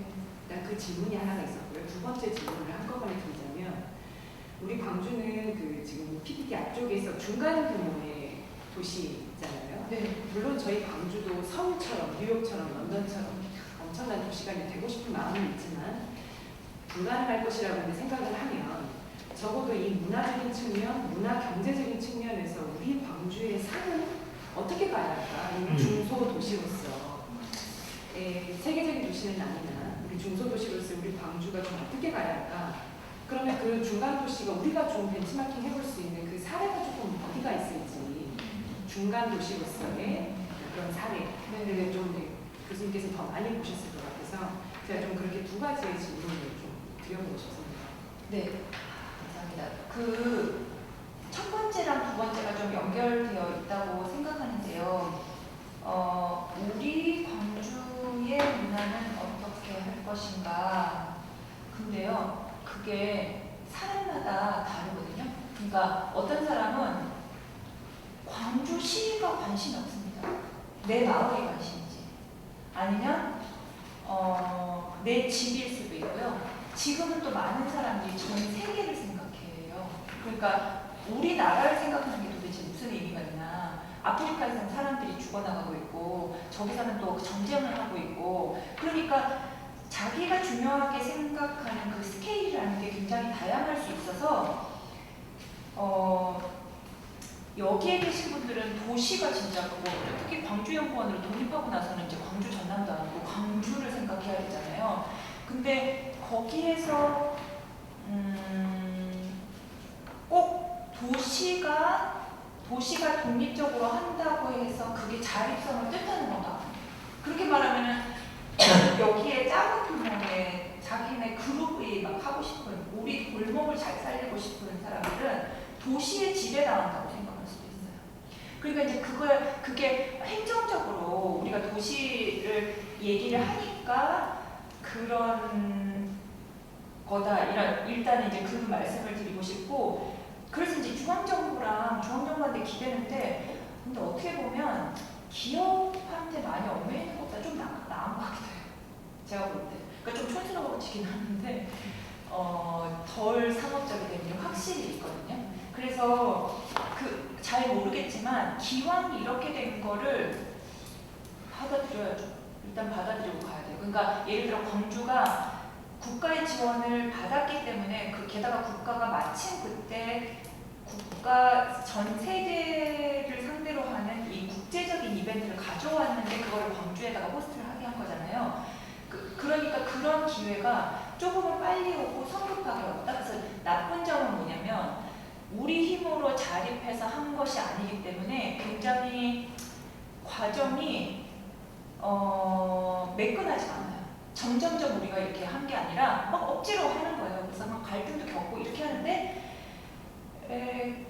그거를 장기적으로 봤을 때 그러면 정말 손해이기만 하냐 그렇지는 않거든요. 그러니까 예를 들어 아까 말씀드린 뭐 글래스고나 런던 도클랜드 같은 경우에는 뭐 세계 자본이 많은 자본이니까 거기는 사실은 도시 재생이라고는 말하지만 뭐 그냥 젠트리피케이션에서 주민들 쫓겨나고 뭐 이러는 거거든요. 그러니까 거기에 그런 게 장단점이 좀 있는 것 같다는 생각이 들고요. 중간규모 도시인데 예를 들어 어떤 분이 저기 베를린에 가서 너무 감동을 받아가지고 저한테 막 사진을 보내주고 자기가 독일 사람이 아닌데도 막 눈물이 날 것 같다는 거예요. 근데 그게 보니까 그분들이 정말 너무너무 섬세하게 당시에 동독하고 서독이 있을 때 분단되어 있을 때 그게 허물어지던 갑자기 사건이 일어나서 사람들이 당황했던 거 그런 거 하나하나를 정말 이렇게 예술적으로 정말 잘 승화해가지고 이 지점 바로 이 땅에서 막 여기 조그만 거 세우는 거 그거를 다 하셨대요. 그러니까 그게 뭐냐면 요즘 추구하는 섬세한 거죠. 옛날에는 기념관이라는 거를 그냥 막 거대하게 지어가지고 동원해서 막 이렇게 어린이들 가서 의미도 모르는데 가서 보고 이래야 된다면 요즘 기업 공간이라고 왜 일부러 달리 얘기하냐면 공간 자체가 섬세해요. 네. 그걸 좀 약간 생동감을 내기도 하고 세월호 같은 경우에는 얘가 새우깡을 좋아했기 때문에 새우깡을 놔뒀던 그 교실이 기업 교실로 되고 그거를 지키려고 사람들이 너무나 노력을 하니까 결국은 그거를 이 교실에 그냥 둘 수는 없어서 다른 데로 옮겨가지고 그 교실 그대로 재현하고 있어요. 지금도. 그러니까 이제 그런 옛날에 누가 죽었는데 걔가 새우깡을 좋아했건 무슨 뭐 다른 과자를 좋아하건 그걸 놔둔다고 그랬으면 얼마나 어른들이 화를 냈겠어요. 근데 지금은 그런 감수성이 공간을 그러니까 그런 쪽으로 나아갈 수밖에 없지 않을까. 근데 이제 너무 5.18만 하기보다는 좀 미래상과 같이 결합을 하는 게 그게 만드는 사람도 좋고 외부에서 볼 때도 그죠? 내가 5.18은 모르지만 이렇게 같이 가깝게 다가갈 수 있지 않을까 그렇게 생각합니다. 그 제가 5.18을 제가 후임들한테 제가 물어보진 않았는데 이제 제가 광주라고 하니까 이렇게 먼저 이야기를 하던 분이 맞아요. 꽤나 유명해졌어요. 지금은 진짜.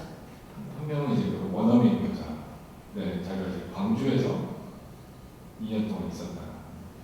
왜 광주를 선택을 했냐고 하니까 이제 5.18 때문에 이제 젊은 친구인데 굉장히 관심이 가는 도시였다. 이렇게 네. 약간 그리고 제가 그 광주에 대해서 발표할 때 그 배경 설명을 하기 위해서 5.18을 얘기해야 되잖아요. 근데 제가 항상 곤혹스러웠던 게 뭐냐면 그것 때문에 뭐 국가의 탄압을 받았고 지역주의가 많았고 이러면은 진짜 그분들이 이해를 못하는 거예요. 서양 사람들이 특히나 지역주의를 왜 그런 그 자랑스러운 히스토리가 있는데 왜 그래서 제가 뭐 아니 미디어도 막 말 못하게 하고 막 폭도라고 막 엄청 이미지를 막 안 좋게 하고 북한이 개입 근데도 이분들이 이해를 못했어요. 저한테 그래서 그거에 대해서 계속 물어봐서 제가 나중에 성질나서 이 얘기 안 해야지 막 이러고 근데 이제 그만큼 조금 특이했어요. 그렇게 광주가 그런 뭐라고 그러지 그런 역사가 있는 거를 근데 제 생각에는 그게 분단 사회이기 때문에 가능했던 것 같아요. 그렇게 길게 오해받고 탄압받을 수 있었던 건 분단이 가져다 주는 것이 아니었을까 생각해요. 저희 본부장님도 제일 생각이 많으실 것 같은데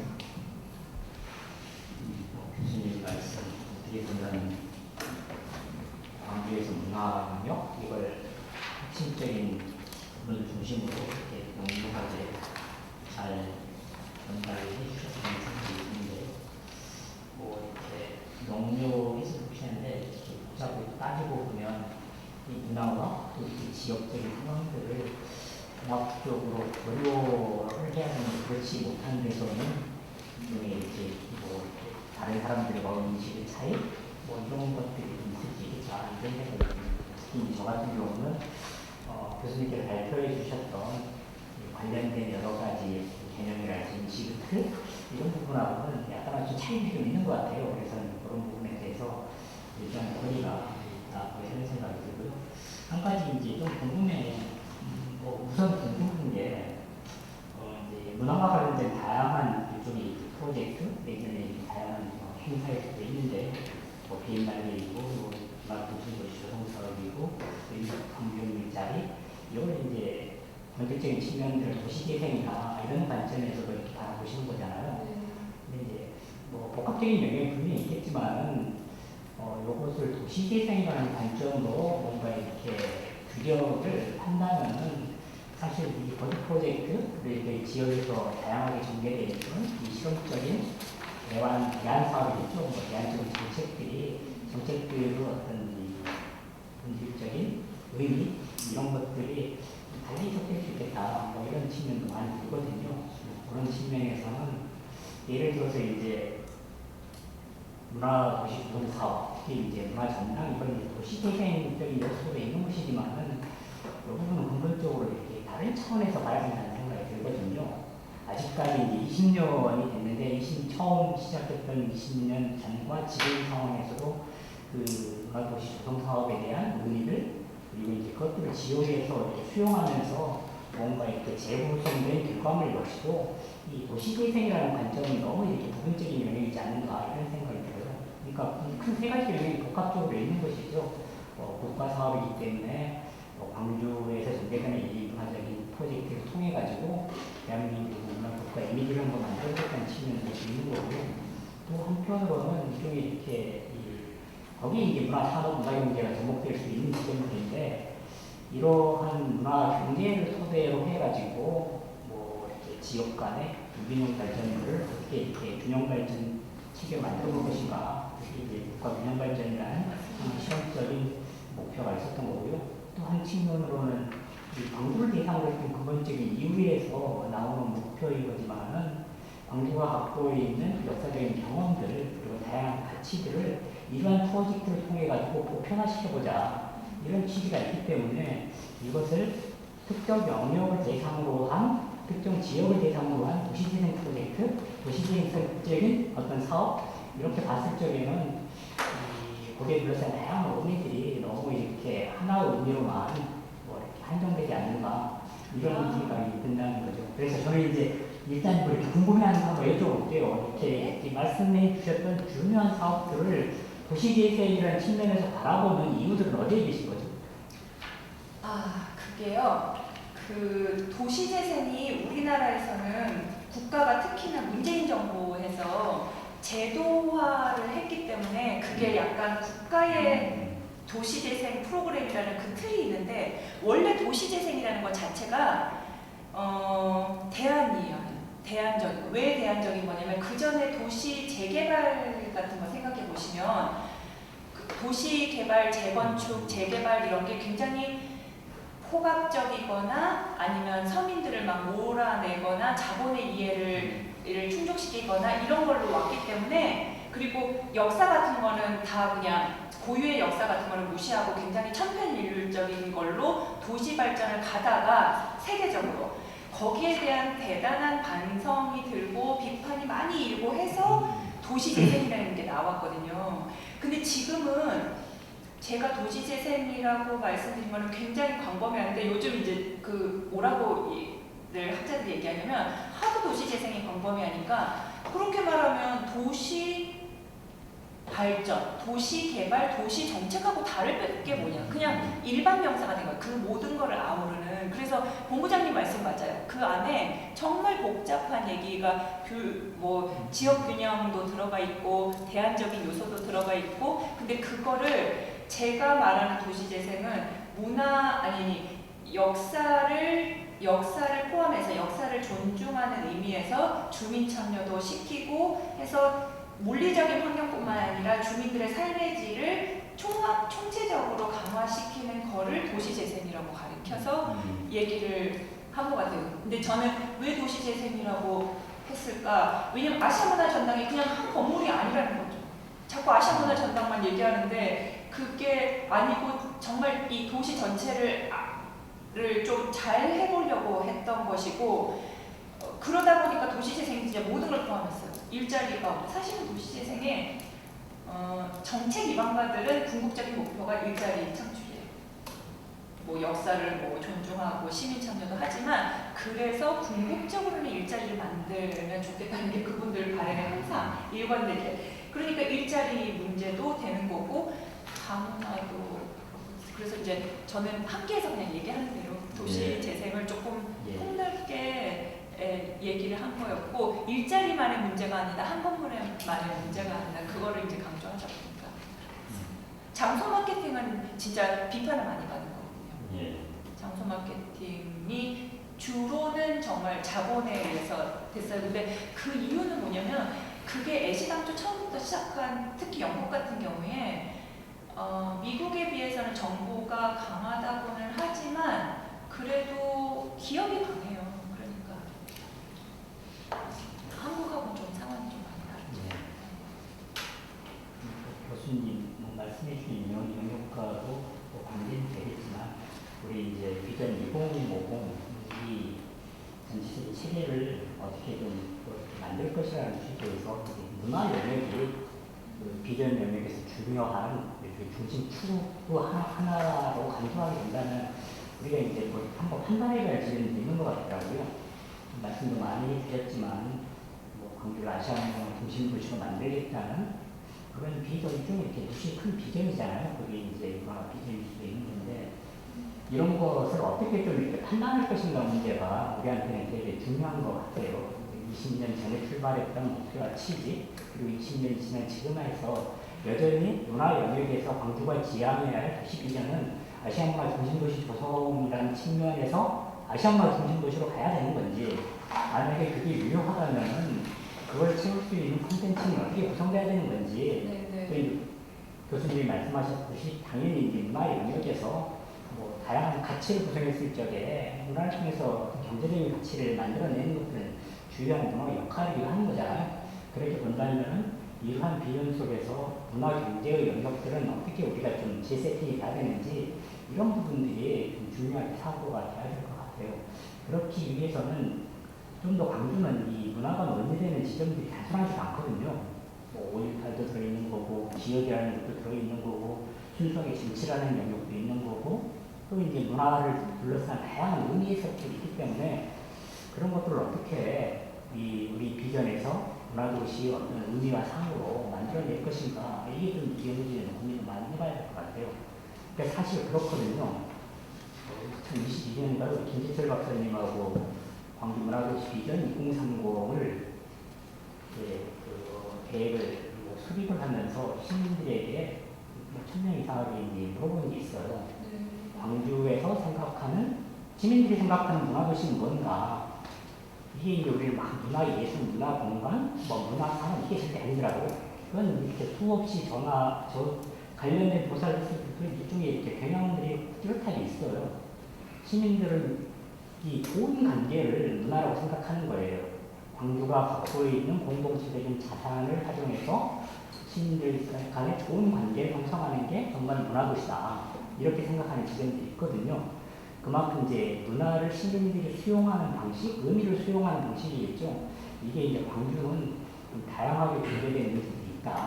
그렇게 본다면은 우리가 이제 이 비전 계획에서도 이 문화도시로 어떤 비전들을 수립했을 적에 문화도시 의미와 내용을 지금 상황에서는 어떻게 재설정을 해줘야 되는가, 이 부분을 분명 고민해야 된다는 것이죠. 그렇게 된다면은 결국은 이제 이 문화라는 영역이 광주에서 5.18이라는 영역과 또 경제라는 영역과 이렇게 겹쳐질 수 있기 때문에 이것들을 돌파하기 위한 수많은 담론들이 있었어요.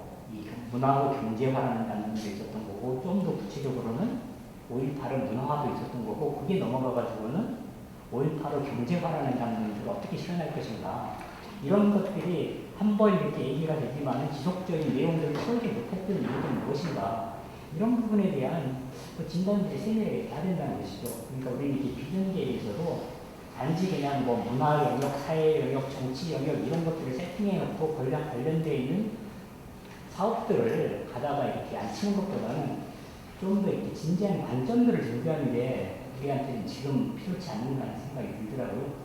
그래서 본다면은 지역사회에서 논의되어 왔던 다양한 부분에 대한 진단, 이게 결국은 우리가 이렇게 미래의 광주에서 25년, 50년을 겨냥했을 적에 도시 운영 방향과 가치들이 같이 재평가해야 되는 측면이 있어서 지금 그런 부분들을 좀 고민해야 되지 않을까 생각이 들더라고요. 그러니까 일례로 그거예요. 아까 5.18 특히 나왔었지만은 정치 광주에서 5.18로 인한 이 정치적인 과잉, 그래서 이제 이 문화를 없애고 있다, 뭐 이런 인식들이 있는데, 그래서 이제 5.18을 국제화하자, 이게 막 나오는 건 아니거든요. 이렇게 단계를 거친 거예요. 도시스럽게 5.18을 축제하는 거지만은 그냥 뭐 이렇게 상업적인 축제가 아니라 혁명 축제라는 것에 왔었던 거고, 뭐 교수는 잘 알겠지만 이렇게 바울치 이제 얘기했던 카니발리즘은 어떻게 이렇게 5.18 행사에 될 것인가, 이런 논의들이 진지하게 전개되어 있었기 때문에 특히 이제 문화예술에서는 그 맥락들을 가지고 진지하게 진단해보는 작업들, 이게 좀 필요치 않을까 그런 생각이 드네요. 물론 이제 신 교수님 그런 부분에 좋은 아이디어를 갖고 계시니까 그런 친구들도 같이 고민했으면 좋겠습니다. 그 아시아 중심이, 문화 중심, 아시아 중심이 요즘 좀 타이밍이 좋아요. 뭐냐면 지정학적으로 중국이 항상 중국하고 미국하고가 패권 경쟁이 심하잖아요. 게다가 일본은 또 아시아 내에서 차지하는 그런 위협적인 게 있고, 그러니까 그 동남아시아에서 한국이 인기 있는 거랑 뭐 K-드라마 이런 거하고 맞물려서 한국이 좀 뭐라고 그러냐면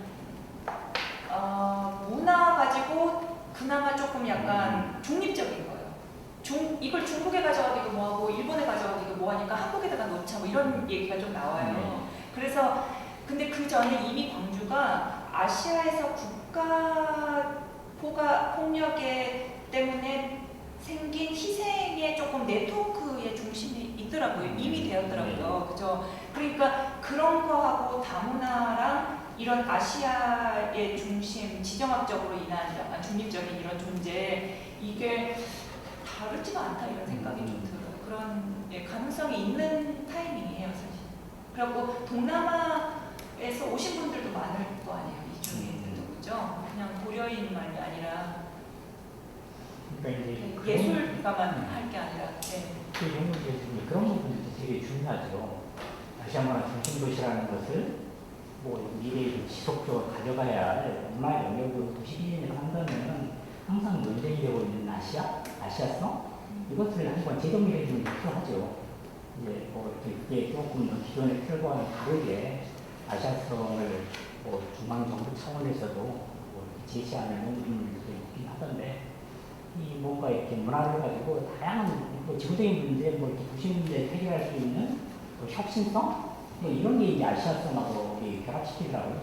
그리고 광주가 잘할 수 있는 게 사실 이제 그런 거잖아요. 그렇죠. 그런 측면에서 뭔가 이렇게 의미와 개념을 혼란스럽게 펼쳐놓는 것보다는 핵심적인 쟁점을 잡아가지고 우리가 지향하는 도시의 모습은 이런 거고 그 도시는 이런 역할을 하겠다. 이게 보다 더 명료하게 용진에서 다른 나라에 그렇지 않겠다는 생각이 들더라고요. 다들 그러니까 이제 서울에서 오셨으니까 그냥 이건 어떤 전문가로서 어떤 시각보다는 뭐 이제 또 대학에 계시니까 전문가로 시각도 볼 수 있는 거예요. 자, 30년 후에 광주, 그리고 앞으로 30년 후에 펼쳐질 네. 우리 여러 사회적 현상이나 경제적 현상들은 이제 이미 논의했다고 하고 인구도 뭐 줄어들고 또 지금 우리 뭐 대한민국 국토 도시의 질서 속에서 보면 국토공간도에서 보면 서울이라는 뭐 1급 체제, 양극화된 체제 속에서 광주라는 어떤 도시 이런 것들 전부 다 이제 우리가 봤을 때 자, 광주가 가능한 것이 뭘까? 나는 이런 고민이 더 훨씬 중요하다고 봐요. 우리 본부장님 네. 이야기에 정말 많은 공감을 하고 있는데 광주의 가능성이 문화에 대 있을까? 제조업에 있을까? 환경에 있을까? 무엇에 있을까? 이런 것들이죠. 어떤 사상에 있을까? 큰 틀에서 보면 사상 문화에 들어가지만 그러니까 광주라는 도시가 뭐 그게 앞으로 뭐 100만 도시든 저는 양이 중요한 것이 아니라 우리는 지금 양적인 이야기만 하거든요. 인구가 500만 대, 400만 대. 그 인구 늘리는 건 간단해요. 면적만 늘려버리면 되거든요. 행정구역만 바꿔버리면 인구는 금방 500만 되거든요. 1000만도 늘 수 있고. 그래서 저는 어떤 가능성 있는 대안이 뭘까? 뭘 가져야 광주가 30년 후에 그 변화된 이 속에서 광주만이 실현시킬 수 있을까? 저는 그걸 좀 찾고 싶어요. 그렇다 해서 광주가 제조 포기하고 뭐 포기하고 이것만 하자 그런 것은 아닌데 그래도 여러 대안 중에 그래도 가능성이 있는 게 뭘까라고 하는 것을 제시해 주는 게 나는 비전이라고 봐요. 그게 문화가 조금 더 제조보다 가능성이 있다 보면 문화에 조금 포커싱을 두어서 방점을 찍고 도시 미래의 어떤 비전을 저는 주한다고 보거든요. 이건 문화가 아니다. 그럼 뭐 제조일 수도 있고. 약간 그러면 우리 승 교수님 입장에서 진짜 서울에서 진짜 대한민국 1급 중심의 도시에서 사시는 그런 또 대학에서도 1급 중심의 서울대학교의 교수로서 자 광주 내가 볼 때 광주 아니야 이건. 아 광주는 앞으로 뭐 안 돼. 이건 그냥 다른 쪽이 좋아. 차라리 복지가 나. 그런 것처럼 아니 그런 것처럼. 나는 좀 듣고 싶어요. 일반 서울에 살고 계신 지식인으로서 네. 광주의 앞으로의 비전, 전략까지는 필요 없죠. 어떻게 가겠다. 뭐가 더 같이 가능성이 있을까? 아닐까요? 가치와 포용 이런 거. 그게 강점 같은데요. 네. 그렇죠. 확실히 그게 좀 강점인 게 좀 드러나고요. 제가 아까 말씀드린 것처럼 서울에서 비교하면 안 되거든요. 안 되는데 그래도 광주가 한다 그러면은 약간 그냥 수긍할 수밖에 없고 고개 끄덕거릴 수밖에 없는 강점은 뭔가 그런 가치에 있는 게 아닐까. 네, 근데 그게 이제 문화적으로 된 게 저는 다행스럽다고 생각하는 거죠. 왜냐면 그냥 안 그러면 되게 완고할 수가 있거든요. 완고하고 아니면 막 너무나 피해 의식이 너무 크거나 아니면 막 너무 가르치려고 하거나 근데 그게 좀 말랑말랑해지는 거죠. 문화예술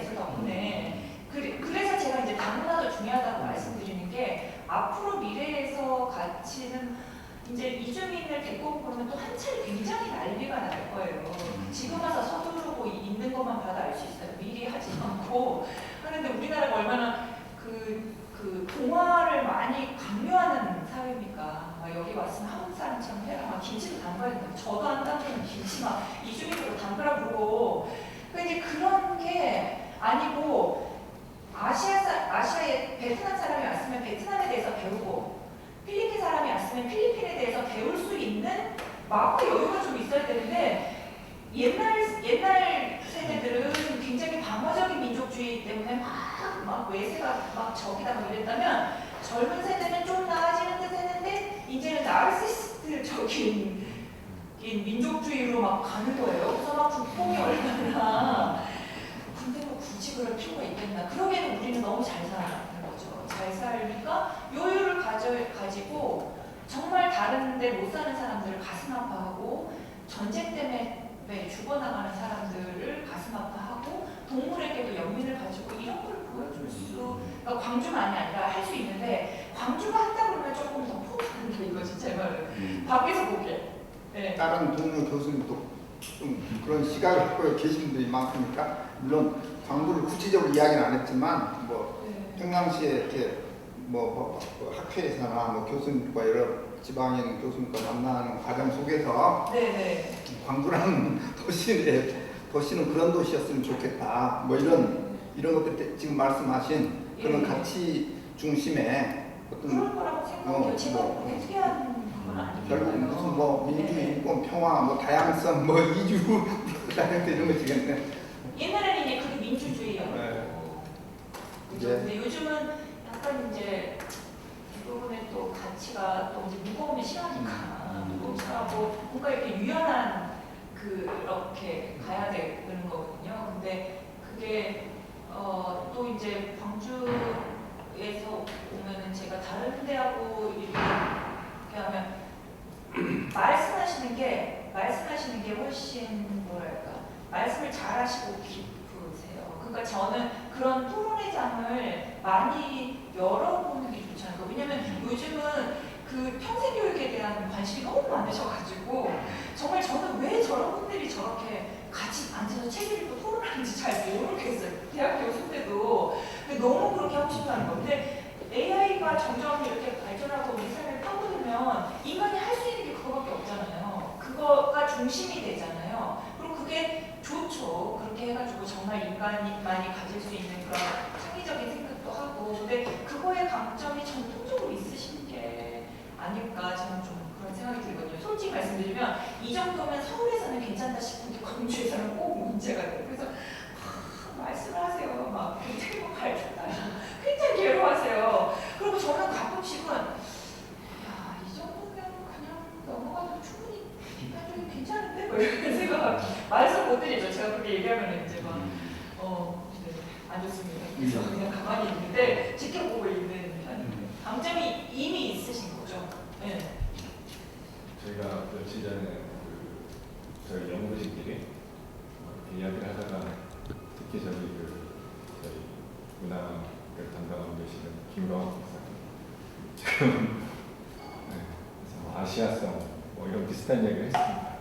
광주가 이제 어디로 가야 되느냐 그러면 그 아시아성이라고는 이야기를 하지 않았지만 우리가 뭘 그래서 그걸 갖고 있는지 뭐 이런 걸 고민하는 이야기를 잠깐 했었는데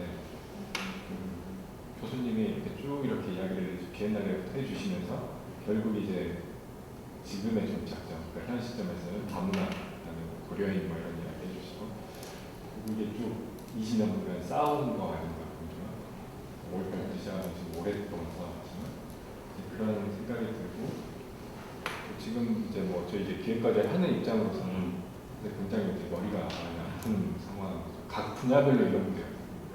문화는 문화대로 뭐 이렇게 영역을 이렇게 기계적으로 나눌 수는 없지만 또 저희가 또 이렇게 산업이나 경제로 가면 산업 경제적으로 이런 문제들이 너무나 많고 어떤 이제 방향성을 저희가 이제 좀 찾아낼 수 있을 것인가 좀 혼란의 뭐 이렇게 고민의 상황이 있어서 있는 것 같습니다.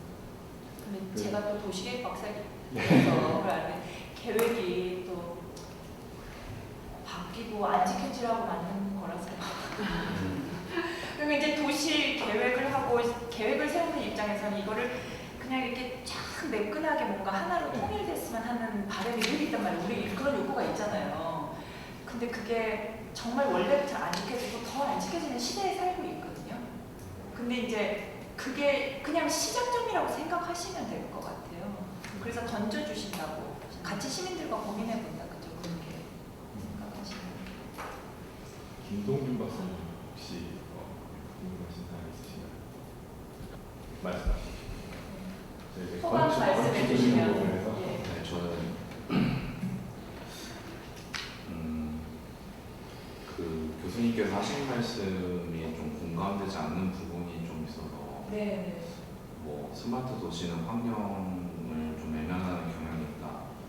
근데 모든 도시에 있어서 이제 스마트 도시에 가장 기본으로 깔려 있는 게 친환경, 환경을 위한 거거든요. 그러니까 고밀도로 개발을 통해서 주변의 환경 영향을 최소화하는 게 목표식이고, 그렇기 때문에 이제 요즘 계속 TOD를 다시 한번 예전 이론이 다시 한번 이야기되고 뭐 15분 거리도 강조되는 거고, 그래서 이것도 스마트, 그리고 이제 재건축 재개발도 이러한 과정이 있었기 때문에 이제 부분적으로 수리하고 보존하는 방식의 도시재생이라는 패러다임이 이어진다고 생각이 듭니다. 네, 그래서 전혀 다른다기보다는 이제 5.18이 예전에 아픔이었다가 이제 축제로 가는 그러한 절차가 있었기 때문에 있듯이 그 도시재생이라는 단어가 갑자기 튀어나왔다기보다는 도시 인프라 환경 정비를 한번 크게 바꾸고 거기에 어느 정도 충족이 됐기 때문에 부분적 수리를 하기 위해서 도시재생이라는 단어가 들어갔다고 저는 생각이 들고요. 어찌됐건 교수님께서 하고 싶은 말씀은 이제 다문화가 이제 문화 경제 강조에 있어서 주요 키워드 타겟이고, 그거를 위한 도시 브랜딩으로 가야 한다, 그런 쪽으로 제가 이해한 게 맞는지 한번 여쭤보고 싶고, 그 발표하신 내용 중에 광주형 일자리에 있어서 문화적 요소가 어떤 건지 저는 좀 공감이 잘 안 돼서, 제 설명해 주셨을 때도 다 경제적인 이야기인 것 같고 문화적인 게 도대체 어디에 들어간 건지 좀 궁금해가지고 질문을 드려주셨습니다. 네. 일단 다문화로 브랜딩을 해야 된다기보다 브랜딩을 뭘 하든 간에 다문화는 고민거리가 될 거라는 거. 이미 그런 시대가 되고 앞으로 더 그렇게 될 거다는 거고요. 아까 제가 스마트 도시 그거는 이제 다른 나라에 비해서 아직까지 한국에서의 스마트 도시 담론이나 계획이 많이 발전 위주, 수출 위주여서 깜짝 놀래요. 다른 나라랑 비교해보면. 다른 나라는 이제 오히려 거기는 테크놀로지가 너무 없어요. 너무 그냥 약간 환경 친화라고 말을 해야 되나 싶을 정도로 이미 많이 변하고 있거든요. 그리고 그 스마트라는 것도 조금 많이 바뀌고 있어요. 디지털로 많이 바뀌어요. 그래서 이제 확실히 우리나라에서는 발전주의가 강하구나 이런 좀 실감을 하게 된 거고, 그거는 이제 세계적인 그걸 하다 보니, 그리고 사실은 우리나라 스마트 도시가 너무 인기가 있는 게 그 지점이래요. 교통이랑 뭐 이런 그런 굉장히 기술적인 문제인 거예요. 그러니까 물론 그게 대중교통이니까 그러면은 에코스럽지 않냐 이렇게 볼 수도 있는데, 어쨌든 거기에서 막 환호하는 우리나라 사람들이 다른 나라 사람들을 만나서 스마트 도시 컨퍼런스 할 때 업되는 이유가 뭐냐면 그분들이 너무 좋아한대요, 한국에. 근데 사실상 그 핵심은 뭐냐면 그냥 한국을 좋아하는 거예요. 한국의 스마트 도시를 좋아한다기보다 한국이 인기가 있어지니까 뭔가를 한국에서 수입하고 싶어 하는데 지금 있는 게 스마트 도시다.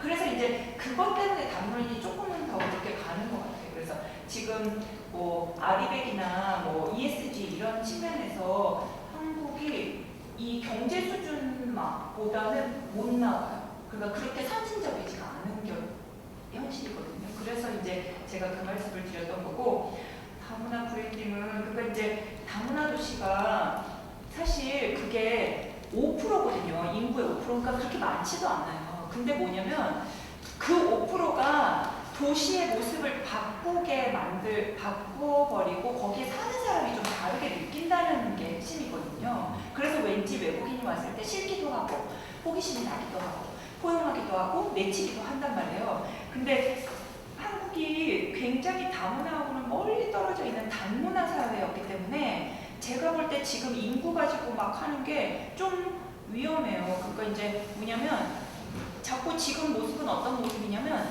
서울에 사는 사람이 지방에 있는 사람 보고 서울 오지 말고 지방에 있으라고 그러고 중앙정부에 있는 나이 지긋한 남성분들이 젊은 여자들 보고 딴 거 걱정하지 말고 애 낳으라는 거예요. 그러니까 안 맞아요. 그러니까 그게 굉장히 뭐라 그러니 다시 한번 옛날 발전주의를 다시 하듯이 사람을 수단화하는 거가 막 생겨나는 거예요.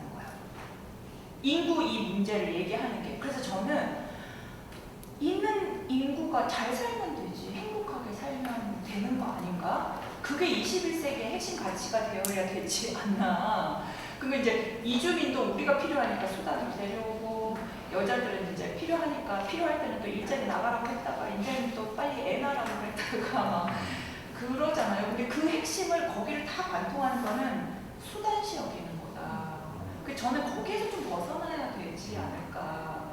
그러니까 뭐 그래야지 약간 아이러니하지만 그래야지 경제도 발전한다.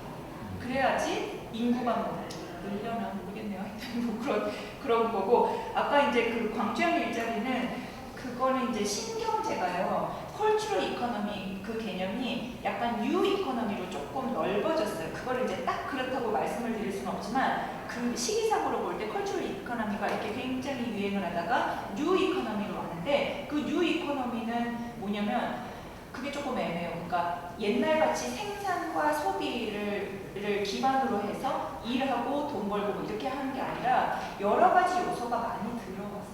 그러니까 생산하고 소비도 같이 합쳐졌고 그러니까 문화경제가 사실 제품에서 시작한 거잖아요. 이게 핸드폰인데 이게 기능만 좋으면 됐지라고 생각하고 이쁘면 더 좋지라고 생각했는데 그게 아니라 이게 얘가 제대로인가? 뭐 이렇게 접는 거랑 이렇게 된 거랑 예를 들어 뭐 큰 거랑 이게 디자인이 그냥 디자인이 아니라 기능이라는 거예요. 그러니까 컬처가 이렇게 해서 돈을 벌겠다라기보다는 원래 시장에서 그 제품의 디자인이나 문화적인 예술적인 요소가 기능하고 이제는 떨어져서 생각을 할 수가 없게 된 게 컬처럴 이코노미거든요. 근데 뉴 이코노미는 약간 그러니까 여러 가지 장벽이 많이 도전받게 된 유연하게 된 거예요. 그러니까 옛날에는 공장이면 공장하고 여기 일하러 온 그 노동자랑 사업주와 노동자의 문제잖아요. 근데 여기 왜 지역정부가 끼어드냐고요. 이거 자체가 약간 신경제의 한 모습을 이루는 거거든요. 근데 그 뿌리가 사실은 문화경제예요. 문화경제가 시작됐으니까 이게 그래서 요즘 그런 얘기 하잖아요. 뭐 3D 프린터 이렇게 되면 생산과 소비도 이제 경계가 허물어진다. 누가 생산자이고 누가 소비자인지 그리고 뭐 그 저기 수업 같은 것도 플립드 러닝 해가지고 누가 가르치는 거고 누가 배우는 건지 그러니까 뭐 배우는 학생들이 자기가 가르치게 되는 것이기도 하고 그런 식으로 경계를 허무는 게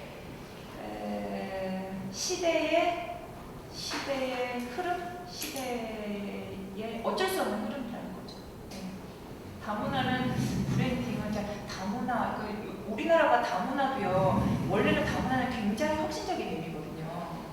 그러니까 그 왜 이주민 보고 니네 정체성 옛날 정체성은 버려라 하던 거를 왜 우리가 버려야 되냐고 따지는 데서부터 시작된 굉장히 혁명적인 건데 우리나라는 지금 결혼 이주 여성과 그녀들의 아이들로 거의 국한되어 있어요. 다문화가. 그래서 그거를 뭐라고 불러야 될지 모르겠는데 어쨌든 그 혁명적인 의미의 다문화를 저는 얘기하는 거고 그런 거에서 포용이랄지 포용은 뭘까요? 요즘 뭐 환대라고도 얘기하고 뭐 그런 식의 가치로 조금 이렇게 높여가야 되지 않을까. 그러니까 그 이주민들이 맨날 자기네들을 구박하다가 갑자기 관광마을 만든다고 우리 마을에는 이주민이 있다고 막 간판을 내거는 걸 보고 막 기겁을 하거든요. 그러니까 이제 굉장히 우리 한국이 또 수단화를 하면 굉장히 노골적으로 하세요. 그거 거를 좀 간접적으로 안 하고 그래서 지금 인구에 대해서 저도 인구지리학도 가르치거든요. 근데 인구 단어는 정말 마음에 안 드는 것 같아요. 어떻게 이렇게 진짜 20세기 버전으로 이렇게 얘기를 할 수가 있나. 노인만 살고 있다. 그럼 노인들은 뭔데요? 노인들은 진짜 쓸모없다는 얘기예요. 그게 무슨 말이에요? 동물도 아끼는 마당에. 그래서 그렇게 가면은 안 되겠다. 조금 제동을 걸 필요가 있다는 생각이 들어요. 네. 혹시 마지막으로 뭐 질문 있으실까요? 한 가지만 네. 그러면은 제가 이야기하는 어떤 기존에 구분이 되어 있던 것들이 좀 허물어지는 그런 과정이 전반적인 뭐 조류라고 해야 될까요? 기조라고 해야 될까요? 그런 흐름이 제가 그냥 느끼기에는 좀 모호성이 좀 갈수록 증가된다라고 이해가 되거든요. 네. 도시를 구성할 때도 그런 모호성을 갖고 가는 게 특별한 색채를 띠는 것보다도 모호성을 가지고 가는 게 또 어떻게 보면은 색깔이 없어 이렇게 또 말할 수가 있는 부분이 있어서 상반되는 개념이라서 모호성을 견디는 사람이 있으면 될 거예요. 그런가요? 네. 그래서 모호성을 그냥 이런 게 진보적인 거다라고 생각이 많지 않아요. 왜냐면 사실은 안 좋은 건데요. 불안정성도 높고. 근데 어쩔 수가 없으니까. 이미 직업 노동시장도 불안정해졌고 그리고 우리 삶이 불안정해졌잖아요. 여러 가지. 그리고 이제는 이게 하도 익숙해지니까 요즘 제가 가르치는 서울대 학생들만의 특징인지 모르겠지만 평생 직장 진짜 갖고 싶냐, 정규직 갖고 싶냐 아니래요. 가장 이상적인 게 뭐냐니까 5년마다 바꾸고 싶대요. 그래서 제가 속으로 생각했어요. 그럼 누가 트레이닝을 해주고 싶어요? 5년만 있을 사람은. 그러니까 투자를 안 하죠. 그래서 나이 많은 사람 없는 거예요. 젊은이들을 안 보는 이유가 있는 거예요. 왜냐면 자꾸 그만두고 너무 오래 걸려요. 사람을 키우는데. 옛날에는 5년 키우면 20년 있기라도 했죠. 지금은 사람들도 이미 익숙해졌어요. 그게 이제 그 불안정성 프리케라티라고 그 대표적인 그 책을 쓴 분이요. 대표적인 사례로 사는 데가 런던하고 서울이에요. 제가 런던에 오래 살았고 그다음에 서울에 왔잖아요. 그때 제가 느꼈거든요. 왜 런던에서는 사람들이 우는 소리를 안 하는데 여기는 좀 비정규직 때문에 이렇게 우는 소리를 많이 하지. 그 이유가 맞다니 첫 번째는 우리나라는 정규직하고 비정규직이 임금 차이가 너무 많이 나요. 이렇게 2배 차이가 나고 이러면은 그러니까 안 좋죠. 그다음 두 번째, 사람들이 아직 익숙해지지가 않아요. 런던에서 이미 익숙해져가지고 모든 사람들이 가끔씩 직업을 바꾸고 N개의 직업을 가지고 있고 모든 사람들이 프로포저를 써요. 학자만 쓰는 게 아니라. 그리고 여기저기 재단에 다 파대요. 그래서 저는 너무 이해가 안 돼요. 이 사람 직업이 옛날에는 허브를 한다고 했는데 지금 왜 책을 쓴다고 그러지? 프로포저는 왜 쓰지? 이런 게 이해가 안 됐어요. 근데 이미 거기는 그게 N 장르인 시대가 되어 있었고요. 우리나라는 뭐 안 되는데 그게 좋냐? 안 좋죠. 사람을 불안하게 만드는데 어쩔 수 없다 이거죠. 그런 시대가 돼가지고. 저희가 지금 말씀해 제 대답도 주신 맨날 모호하네. 김혁이다 아니면 아니다밖에 없어요. 왜냐면 한 가지만 왜냐면 미국 같은 경우만 해도 네. 전에는 뭐 개방돼 있고 어떤 지도자로서의 그런 부분이 있었는데 최근에는 너무 좀 민족주의적인 그런 정책이나 방향들이 좀 네. 아메리칸 퍼스트 해가지고 그러니까 그런 부분들이 좀 최근에 많이 대두가 되어서 이게 요즘 좀 전 세계적으로 그리고 전세적으로 보시면 영향력 있는 나라 지도자들이 참 평범하지가 아니잖아요. 그래서 이렇게까지 왜 오버를 하는 건지 잘 모르겠는데 어쨌든 그런 나르시시즘적인 민족주의랄까 국가주의 그것도 요즘 유행이죠. 그래서 요즘 스테이트 캐피탈리즘을 다시 쓰기 시작했는데 옛날에는 자본주의가 점점 발전하면 국가가 의미가 없어지는 줄 알았어요. 학자들이 다. 그래서 국가는 없어지고 이제 도시의 시대가 온다 이랬거든요. 어머나 도시의 시대가 오기는커녕 왜 더 그렇게 되냐면 지정학적인 게 있고요. 코로나 때문에 국가가 너무 강해졌어요. 그게 다 정당화가 돼버렸어요. 사생활이고 뭐고. 그래서 이렇게 강해진 국가는 자기 힘을 놓지 않거든요. 웬만하면. 게다가 트럼프, 그다음에 뭐 푸틴, 김정은 막 이런 분들 있잖아요. 그다음에 시진핑 이런 분들, 이런 분들이 또 다시 국가의 시대를 만드는구나. 국가주의가 다시 오고 있는 것 같아요. 그렇지만 뭐 그건 지키는 게더 좀 국가주의 같이 날뛰겠어요. 국가주의 우리나라 막 많이 해봤잖아요. 해외도 많이 받고. 네. 제가 좀 이렇게 이야기하면 좀 그렇지만 저는 개인적으로 우리들끼리 이야기를 할 때도 네. 우리 안에도 개인들이 국가주의적인 성향, 있죠. 발전주의적인, 개발주의적인 성향이 정말 있어요. 특히 저는 이제 세대가 내려갈수록 이게 완화될 거라는데 아, 네. 오히려 뭐 능력주의하고 결합됐어요. 그런 거 같기도 하고 그래서 굉장히 이게 아까 가치의 도시를 이야기하셨는데 이게 정말 가치라는 게 거의 뭐 지금 뭐 메모를 좀 극단적으로 표현을 하면 네. 뭔가 계속 테크닉한 것만 굉장히 많이 배워있고 네. 이제 가치라는 건 굉장히 이제 중요시되지 않는 근데 이제 이런 현상도 꽤 강하지 않나라는 생각이 듭니다.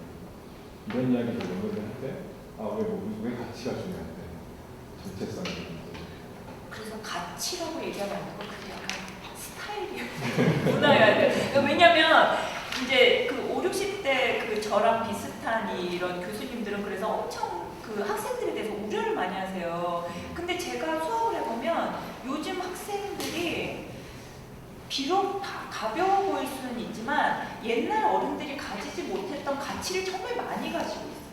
뭐 인간을 존중하는 거에서부터 시작해서 개인의 사생활을 존중하고 그 다음에 민주주의 같은 거 굉장히 기본적으로 생각하고 근데 표현하는 방식이 가치스럽다기보다 스타일스럽다? 뭐 이런 표현 어떻게 말해야 될지 모르겠지만 그런 것 같아요. 그러니까 그런 것도 좀 인정을 해야죠. 네. 어떻게 보면 더 진보적인 거니까. 저희가 시간이 지금 이제 다음 게 있어서 네. 네, 오늘 2시간 동안 또 여러 가지 이야기를 또 열정적으로 해주신 교수님한테 아주